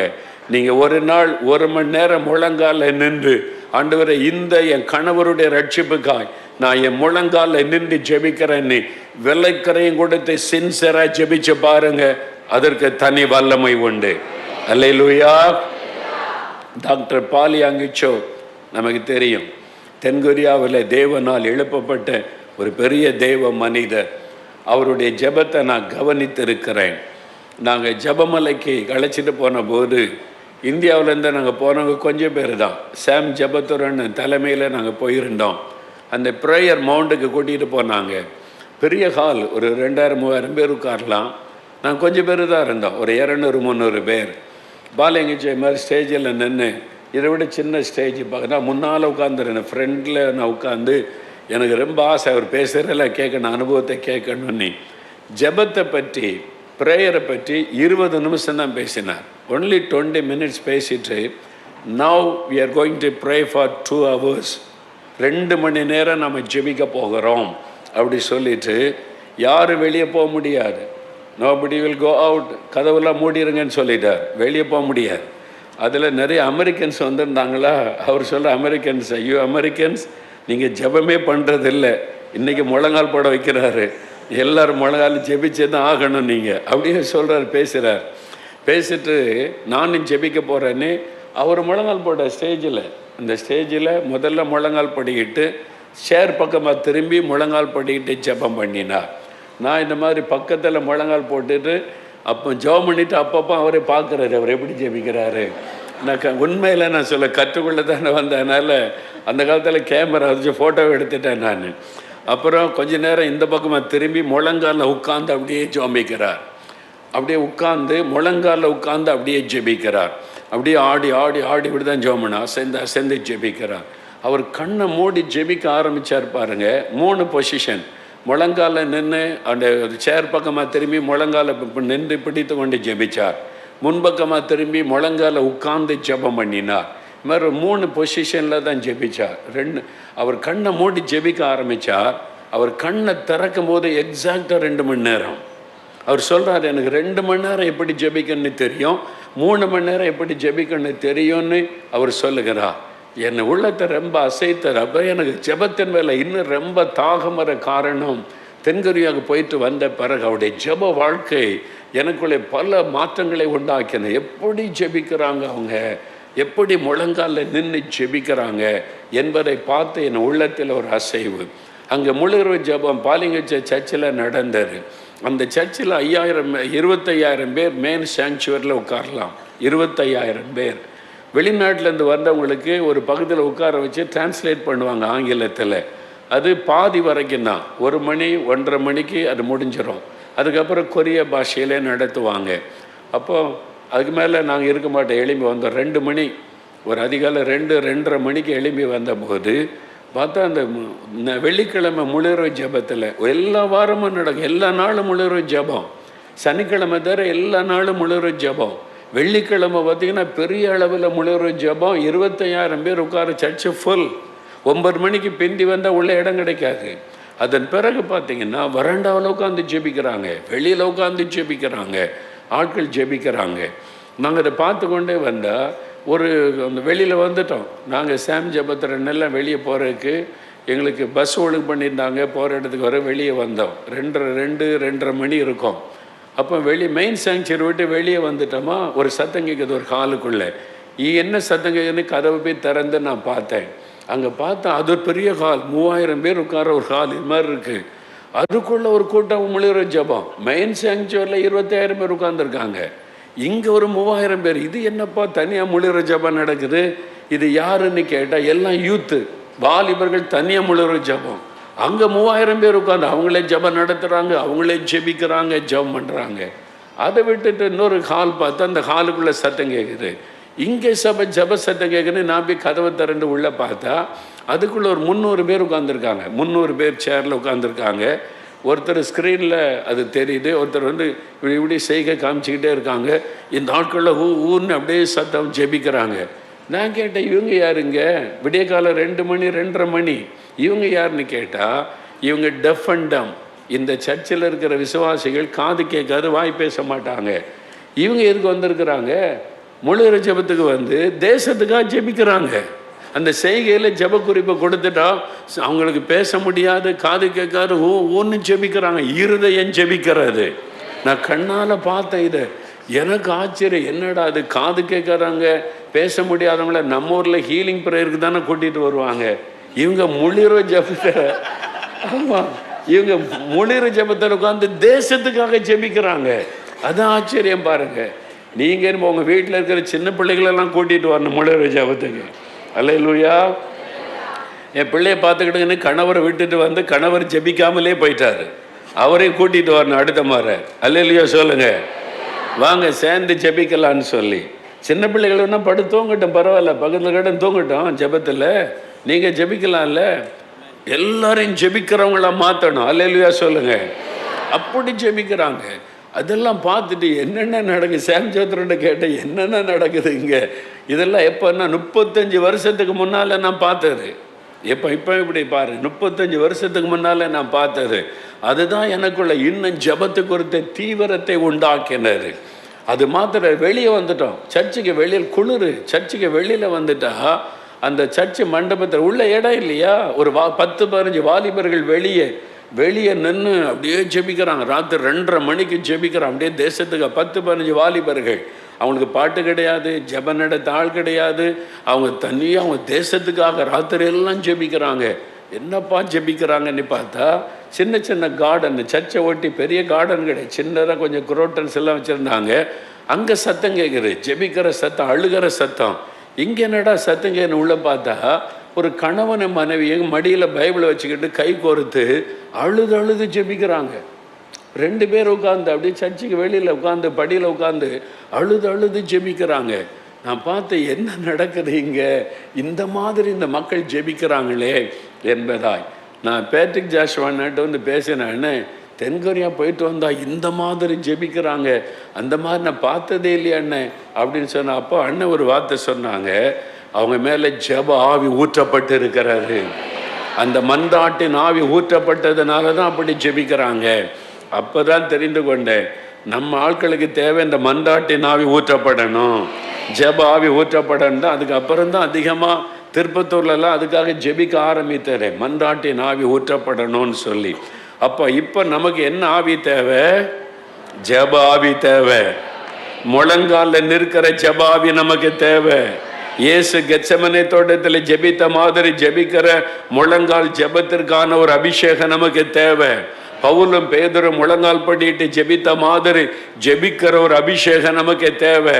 அந்த அபிஷேகத்தை கர்த்தர் இன்னைக்கு உங்களுக்கு தரப்போகிறார். இப்போ நம்ம எல்லாரும் ஒரு 1/2 மணி நேரம் முழங்கால் படியிட்டு ஜெபிக்க போகிறோம். எத்தனை பேர் ரெடியாக இருக்கிறீங்க?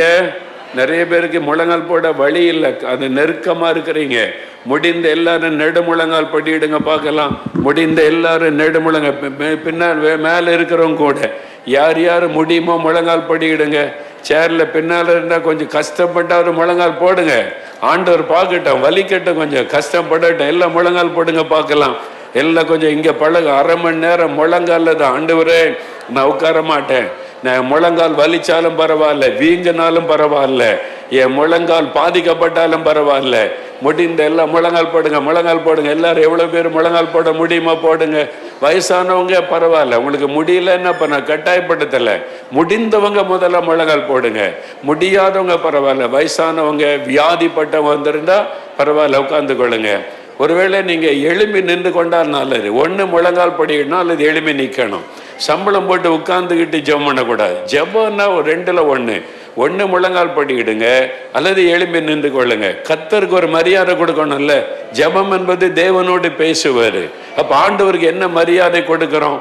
ஒரு பெரிய ஆள் வந்துட்டு டக்குன்னு எழும்பி நிற்கிறோம், கால் வலிச்சா கூட தடுமாறின கூட பிடிச்சிக்கிட்டு நிற்கிறோம். எதுக்கு? அவங்களுக்கு ஒரு மரியாதை கொடுக்குறோம். நாம் யாரோடு பேசுகிறோம்? ஜெபத்தில் வானாதி வானங்களுக்கு கொள்ளாத தேவனோடு பேசுகிறோம். அவருக்கு நம்ம மரியாதை கொடுக்கணும். அதனால 1 முழங்கால் படியிடுங்க, அல்லது எழும்பி நின்று கொள்ளுங்க. ஆமேன். முடிந்த எல்லாரும் முழங்கால். வாலிபர்கள், வாலிப பிள்ளைகள் உட்கார்ந்து இருக்கக்கூடாது.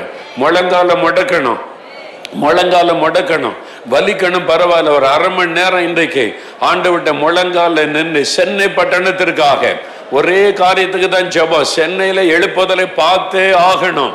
நம்முடைய கண்களை விடக்கூடாது. சென்னை பட்டணத்துக்காக தான் ஜெபிக்க ஆண்டவரிடத்தில் முழங்கால் படியிட்டு அப்படியே அவர் 1/2 மணி நேரம் ஜெபிக்க போகிறோம். முழங்கால் பலிச்சாலும் ஆண்டவருடைய சமூகத்தில், ஆண்டவரே, நான் இன்றைக்கு முன்னாடி முழங்கால நின்று ஜெபிக்கிறேன். எங்கள் சென்னை பட்டணத்தில் 1,20,00,000 ஆத்மா வந்துட்டாங்க. இவ்வளோ ஆத்மாவை ரட்சிக்கப்பட்டே ஆகணும் ஆண்டவரே. இந்த ஆத்மாக்கள் ரட்சிக்கப்பட்டே ஆகணும். அதற்கு குறிப்பாக சில காரியத்துக்கு ஜெபிக்க போகிறோம். கவனிங்க. முதலாவது, முதலாவது, சென்னை பட்டணத்தில் இருக்கிற எல்லா சபைகளும் சுத்திகரிக்கப்படணும், பரிசுத்தமாக்கப்படணும். சபைக்குள்ளே பாரம்பரியங்கள், விக்கிரக ஆராதனைகள், அரசியல்கள், ஆண்டவரை துக்கப்படுத்துகிற காரியங்கள், சில சபைகளுக்குள்ள கள்ள உபதேசங்கள், அது மாதிரி ஆத்ம பாரம் இல்லாதபடி, தரிசனம் இல்லாதபடி, தேவன் விரும்பாத காரியங்கள் சபைகளுக்குள்ளே. இந்த பாவத்தை எல்லாம் மன்னிச்சிருங்க, எங்க சபையை பரிசுத்தப்படுத்துங்க. சென்னையில் இருக்கிற அத்தனை சபைகளும் ஆதி திருச்சபை போல மாறணும், அப்போஸ்தலர் நடபடிகளின் திருச்சபை போல மாறணும். ஆண்டவரே, பாரம்பரியங்கள் ஒழியணும், விக்கிரக ஆராதனை ஒழியணும். ஆண்டவரே, பாவங்கள் மன்னிக்கப்படணும். கிறிஸ்தவங்க மத்தியில் இருக்கிற விக்கிரக ஆராதனை, மனுஷ வணக்கம், தேவதூதர் வணக்கம் எல்லாம் மாறணும். ஆண்டவரே, ஆண்டவரே, சபைக்குள்ள அரசியல், ஜாதி பிரச்சனை, சண்டைகள், பண காரியத்தில் உண்மையற்ற நிலைமை, இந்த பாவத்தை எல்லாம் மன்னிங்க. ஆண்டவரே, எழுப்புதலுக்கு தடையாயிருக்கிற பாவத்தை எல்லாம் மன்னிங்க. முதலாவது சபைகளை குறிவைத்து எல்லாரும் வலதுகரம் உயர்த்தி 5 நிமிடம் ஜெபம் பண்ணுங்க, ஜெபம் பண்ணுங்க, ஜெபம் பண்ணுங்க. ஆவியானவர் உங்களுடைய கால்களை பலப்படுத்துகிறார், ஆவியானவர் முழங்கால்களை பலப்படுத்துகிறார், பலப்படுத்துகிறார். பயப்படாதங்க, பயப்படாதங்க. இன்று முதல் உங்களுடைய முழங்கால்கள் பலப்படுத்தப்படுகிறது. வாருங்கள், நாம் முழங்கால் படியிட கடவோம். ஆண்டவர் அழைப்பு கொடுத்திருக்கிறார். உங்களுடைய முழங்கால்களை ஆவியானவர் பலப்படுத்துகிறார், முழங்கால்களை பலப்படுத்துகிறார். ஆண்டவரே, தகப்பனே, தகப்பனே, ஜெபம் பண்ணுங்க, ஜெபம் பண்ணுங்க, ஜெபம் பண்ணுங்க.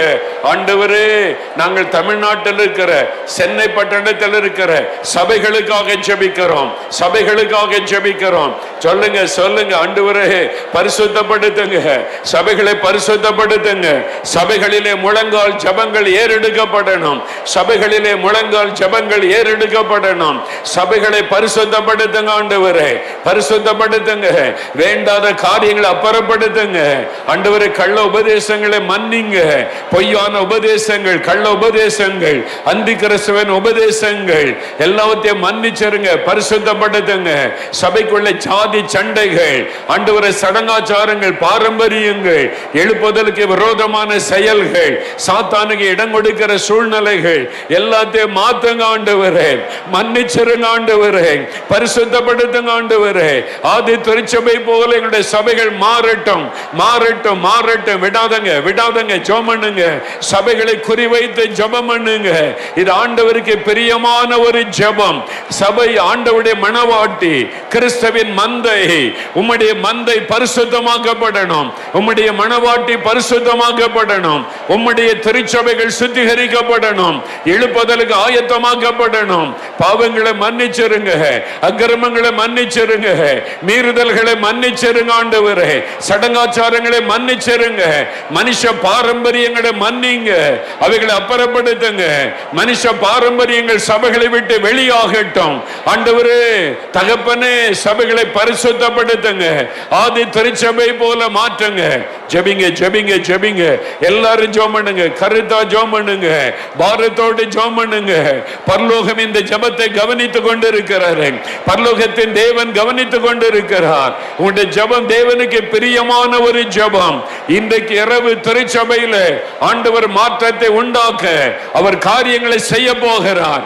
என் பிள்ளைகள் முழங்கால் போட்டுட்டாங்க, என் பிள்ளைகள் முழங்கால் போட்டுட்டாங்க, நான் செய்தே ஆக வேண்டும். என் பிள்ளைகளுடைய முழங்கால் ஜெபத்திற்கு பதில் கொடுத்தே ஆக வேண்டும். தேவன் கிரியை செய்ய ஆரம்பித்து விட்டார். ஆண்டவரே, தகப்பனே, எங்களுடைய முழங்காலை முடைக்கன்னு இருக்கிறோம், எங்களுடைய முழங்காலை முடைக்கன்னு இருக்கிறோம். ஆண்டவரே, உமக்கு முன்பாக எங்களை தாழ்த்துகிறோம், எங்களை அர்ப்பணித்துக் கொள்ளுகிறோம். எங்கள் திருச்சபைக்குள்ளே, எல்லா சபைகளுக்குள்ளும் ஒரு ஆவிக்குரிய மாற்றம் வந்தே ஆக வேண்டும். நீர் அதை செய்தே ஆக வேண்டும்.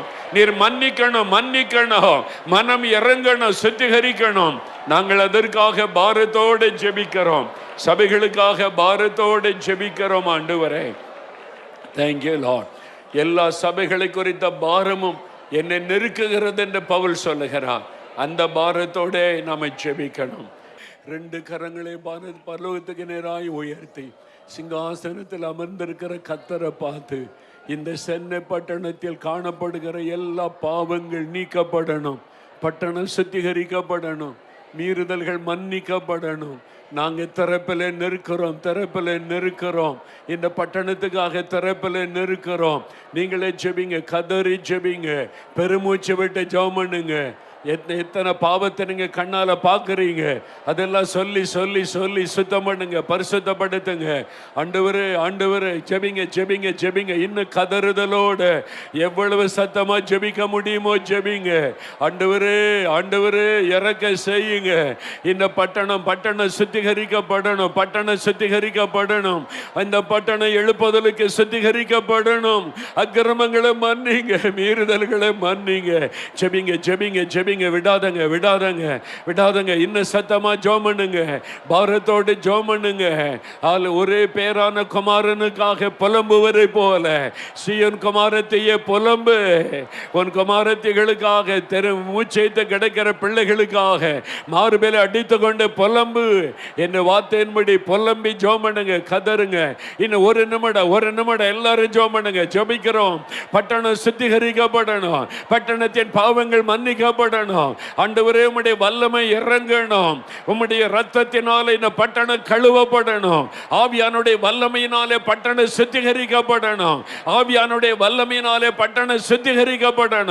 எல்லா பாவ கிரியைகள் எல்லாம் முடக்கப்படணும். சாத்தானுடைய கிரியைகள் எல்லாம் முடக்கப்பட்டு போகணும். பட்டணமே சுத்திகரிக்கப்படட்டும். கர்த்தர் ஜெபத்தை கேட்டுக்கொண்டிருக்கிறார். அப்படியே கவனிங்க. முழங்காலில் நின்ற வண்ணமா கவனிங்க. ஏழைகள், எளியவர்கள், சாதாரண மக்கள் நிறைய ரட்சிக்கப்பட்டு வர்றாங்க. ஆனால் இந்த பட்டணத்தில் பெரிய பெரிய தொழில் அதிபர்கள் இருக்கிறாங்க. பிரபலமானவர்கள் ரட்சிக்கப்படணும். பெரிய பெரிய நகை கடை வச்சிருக்கிறவங்க, ஜவுளி கடை வச்சிருக்கிறவங்க, பெரிய பெரிய மால் வைத்திருக்கிறவங்க, பெரிய ஃபேக்டரி நடத்துகிறவங்க, பிரபலமான வியாபாரிகள் ரட்சிக்கப்படணும். பிரபலமான சினிமா துறையினர் ரட்சிக்கப்படணும். பிரபலமான அரசியல்வாதிகள் ரட்சிக்கப்படணும். பிரபலமான விளையாட்டு துறையில் இருக்கிறவங்க ரட்சிக்கப்படணும். இப்படி பிரபலமானவங்களை கர்த்தர் தொடணும். மீடியாவில் பிரபலமானவர்களை கர்த்தர் தொடணும். எல்லாரும் வலதுகரம் உயர்த்தி எந்தெந்த ஃபீல்டில் உள்ளவங்களுக்கு ஆண்டவர் ஜெபிக்க ஏவுகிறாரோ அவங்களை குறிவைத்து ஜெபம் பண்ணுங்க. ஆண்டவரே, பிரபலமானவங்களை நீங்க தொடணும். பிரபலமானவர்களை ரட்சிக்கணும். காவல்துறையில் பிரபலமானவர்கள், சினிமா துறையில் பிரபலமானவர்கள், வியாபாரத்தில் பிரபலமானவர்கள், அரசியலில் பிரபலமானவர்கள், விளையாட்டு துறையில் பிரபலமானவர்கள், அந்த ஆத்துமாக்கள் எல்லாம் வெளியேற பெற்றது. அவங்களை தொடுங்க ஆண்டவரே. குறிவைத்து ஜெபிங்க. பேர் சொல்லி ஜெபம் பண்ணுங்க. எந்தெந்த காரியத்தை ஆண்டவர் ஏவுகிறாரோ அதை பேர் சொல்லி ஜெபிங்க. நீங்க ஜெபிக்கிறதற்கு பதில் வருகிறது. நீங்க எதுக்காக ஜெபிக்கிறீங்களோ அங்கிருந்து ரட்சிக்கப்பட்டவங்க எழும்புவாங்க. விடாதங்க. ஜெபிங்க. மன்றாடுங்க. அந்த ஆத்துமாக்களுக்காக மன்றாடுகிறோம். ஆண்டவரே ரட்சிக்கப்படணும். பிரபலமானவர்கள் ரட்சிக்கப்பட்டு எழும்பணும். ஜெபிங்க. ஆவியானவர் என்ன ஏவுகிறாரோ ஜெபம் பண்ணுங்க. சினிமா துறையினரை குறித்து ஏவினால் அதற்காக ஜெபம் பண்ணுங்க. அரசியல் குறித்து ஏவினால் அரசியல் தலைவர்கள் ரட்சிக்கப்படணும்னு ஜெபம் பண்ணுங்க. ஜெபிங்க. வியாபாரிகள், தொழில் செய்கிறவங்க, பெரும் வியாபாரிகள், பெரிய பெரிய ஃபேக்டரி நடத்துகிறவர்கள், பெரிய பெரிய தொழில் அதிபர்கள் ரட்சிக்கப்படணும். தொடப்படணும். ஜெபிங்க. எல்லாரும் ஜெபிங்க. விடாதங்க. ஆண்டவர் ஜெபத்தை கேட்டுக்கொண்டிருக்கிறார். பரலோகம் கவனித்துக் கொண்டிருக்கிறார். தேவனே, எங்கள் சென்னை பட்டணத்தில் இருக்கிற பிரபலமானவர்கள் இயேசுவுக்காக எழும்பணும். இயேசு அவர்களை தொடணும். பவுலுக்கு உம்மை வெளிப்படுத்தினதை போல, கொர்நேலியுவை சந்தித்ததை போல இவர்களை எல்லாம் தொடுங்க ஆண்டவரே. ரட்சிங்க ஆண்டவரே. உங்களுடைய பிள்ளைகளா மாத்துங்க ஆண்டவரே. உங்களை வெளிப்படுத்தி காண்பீங்க ஆண்டவரே. ஜெபிங்க ஜெபிங்க, விடாதங்க விடாதங்க விடாதங்க. இன்னும் 5 நிமிஷம் தான்.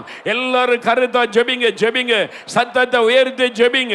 யார் யாருக்கு ஜெபிக்கணும்னு ஆவியானவர் ஏவுகிறாரோ அந்த விளையாட்டு துறையில உள்ளவங்க பேர் சொல்லி ஜெபிங்க, சினிமா துறையில உள்ளவங்க பேர் சொல்லி ஜெபம் பண்ணுங்க, அரசியல் உள்ளவங்க பேர் சொல்லி ஜெபம் பண்ணுங்க. யாரை குறித்து ஆண்டவர் உணர்த்துகிறாரோ பேர் சொல்லி ஜெபிங்க. எந்தெந்த வியாபாரிகள் வியாபாரம் செய்கிறவங்க சொல்லி ஜெபம் பண்ணுங்க. ஜெபிங்க ஜெபிங்க ஜெபிங்க. ஆண்டவர் எனக்கு உணர்த்துகிறார், ஆண்டவர் இந்த ஆளுக்கு இந்த துறையில் உள்ளவங்களுக்கு ஜெபிக்க ஏவுகிறார். அப்படி ஏவப்படுறவங்க கரமுயத்துங்க, ஏவப்படுறவங்க கரமுயத்துங்க, நல்ல வலது கரமுயத்துங்க. ஏவப்படுறவங்க கரமுயத்தை சத்தத்தை உயர்த்தி ஜெபிக்க ஆரம்பிங்க, ஜெபிக்க ஆரம்பிங்க. இன்னும் சத்தமா ஜெபிங்க. இன்னும் 4 நிமிஷம் தான். ஜெபிங்க ஜெபிங்க ஜெபிங்க ஜெபிங்க. கருத்தா ஜெபம் பண்ணுங்க. ஆண்டவரே இவங்க ரட்சிக்கப்படணும், இவங்க ரட்சிக்கப்படணும், இந்த வியாபாரி ரட்சிக்கப்படணும், இந்த அரசியல்வாதி ரட்சிக்கப்படணும், இந்த சினிமா துறையில் உள்ளவங்க ரட்சிக்கப்படணும், இந்த விளையாட்டு வீரர் ரட்சிக்கப்படணும், இந்த தொழில் அதிபர் ரட்சிக்கப்படணும். ஜெபிங்க ஜெபிங்க, பேர் சொல்லி ஜெபிங்க. அவங்கள கண் முன்னால நிறுத்தி ஜெபிங்க. விடாதங்க விடாதங்க விடாதங்க. ஜெபிங்க. இன்னும் 3 நிமிஷம் தான். ஜெபிங்க ஜெபிங்க கருத்தா. இன்னும் சத்தமா போதாது, விடக்கூடாது. ஜெபிங்க ஜெபிங்க ஜெபிங்க. ஆண்டவரே ஆண்டவரே, எங்களுடைய சென்னை பட்டணம் முழுவதிலும் இயேசு மகிமைப்படணும், இயேசு மகிமைப்படணும், இயேசுவின் நாமம் உயர்த்தப்படணும், பிரபலமானவங்க எல்லாம் ரட்சிக்கப்படணும். ஆண்டவரே, இயேசுதான் மெய்யான ஆண்டவர் என்று அறியணும். எல்லா கண்களும் திறக்கப்படணும், மனக்கண்கள் திறக்கப்படணும், இயேசுவை ஆண்டவர் என்று சொல்லணும். எங்கள் இயேசுவின் நாம மகிமைப்படணும். ஜெபிங்க ஜெபிங்க ஜெபிங்க. இன்னும் 2 நிமிஷம் தான். ஜெபிங்க. இன்னும் சத்தமா, இன்னும் சத்தமா, இன்னும் சத்தமா ஜெபிங்க. விடாதங்க. யார் யாரை கர்த்தர் கண் முன்னாலே நிறுத்துகிறாரோ அவங்களுக்காக ஜெபம் பண்ணுங்க.